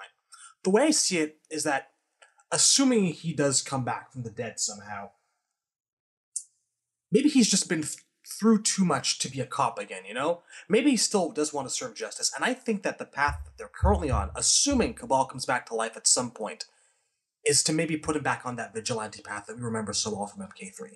That could be how Kabal ends his days, being a vigilante again, and walking off into the sunset, happy with his face terrifying children left and right. Gameplay-wise, I have such fond memories of walking into arcades and ruining people with Kabal. MK3 and UMK3, and yeah, for the record, yes, in MK3, he was absolutely broken, and UMK3 did not do much to fix it. They scaled down the damage, but the core problems were still there. I had fun with him in MK3 and obviously as well in MK9, but oh my God, it's like he's destined to be broken in almost every game that he's in. His fundamentals, the way he's designed, you can't knock wreck people with him. He's got so many tools. They'd have to take things away, and no one wants to have anything taken away from Kabal, because all the things he's got, well, sure, maybe the Buzzsaw doesn't have all of its, doesn't have fans everywhere, but signature moves. He's got that dash, he's got the hook swords, and the air blasts, and the ground blasts. He's a lot of fun. He's a fun character with broken, fun, silly signature moves, and If he doesn't come back, yeah, I could see him being removed because he is too broken. But I keep hearing or allusions to the fact that player popularity was going to be a deciding factor in who gets to come back for MK10. And I think that Kabal did pretty well. So if there was a single thing that tells me that Kabal could come back, it's the fact that he was pretty popular. Probably because he was broken. But we'll see what they can do about that. Now, oh man, my favorite fatality from Kabal is the one that I mentioned last week that I invented, where he removes your intestines and zips off screen and wraps them around your neck and kicks you in the back, and he breaks your neck with his own intestines, because all of Kabal's fatalities have been hot garbage. But out of the ones that he's had, I guess I'll have to take the one from MK9 where he just sort of boots you up and slices you vertically and has your head on the edge of his hook sword. I don't know, with all the tools he has, the mysterious ability to summon buzzsaws, the ability to fire laser blasts from his face, I don't know why they've never done anything with either of those two. And as for the buzzsaw itself, I don't know, something with magnets. I've never tried too hard to explain it. Look-wise, I think for me it's actually going to be about MK3. I'm not sold on either of the MK9 designs. The spiky one for the reasons that Razor mentioned. I remember the other one being just kind of a bland take on the MK3. And while I liked the trench coat in Deception, the backpack just really threw me off. I've never been a fan of the backpack. I don't like it.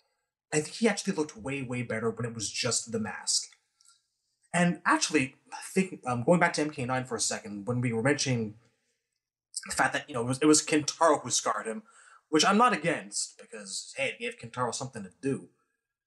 I always just envision Kabal being scarred in the MK3 tournament and not tournament, being scarred by an extermination squad and being kind of in the middle of the nowhere on his last legs. And that tube in MK3, that thing went into his throat.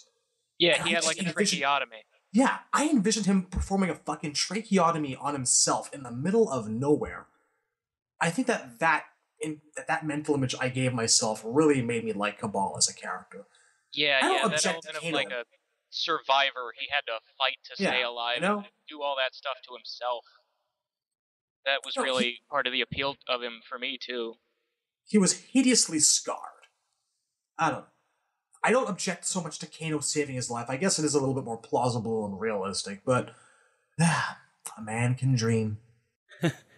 Yeah, I really like Kabal's design. I think my favorite design of his is MK3, Ultimate MK3, just because I really like the trench coat, but like you said, I'm not a big fan of the backpack or the breathing apparatus aspect of it. I think it worked better as just the mask, like you were talking about. I just think the MK3 attire is that typical nomad, inspiration that he came from. And I really like the way it looks. It just looks grungy, dirty.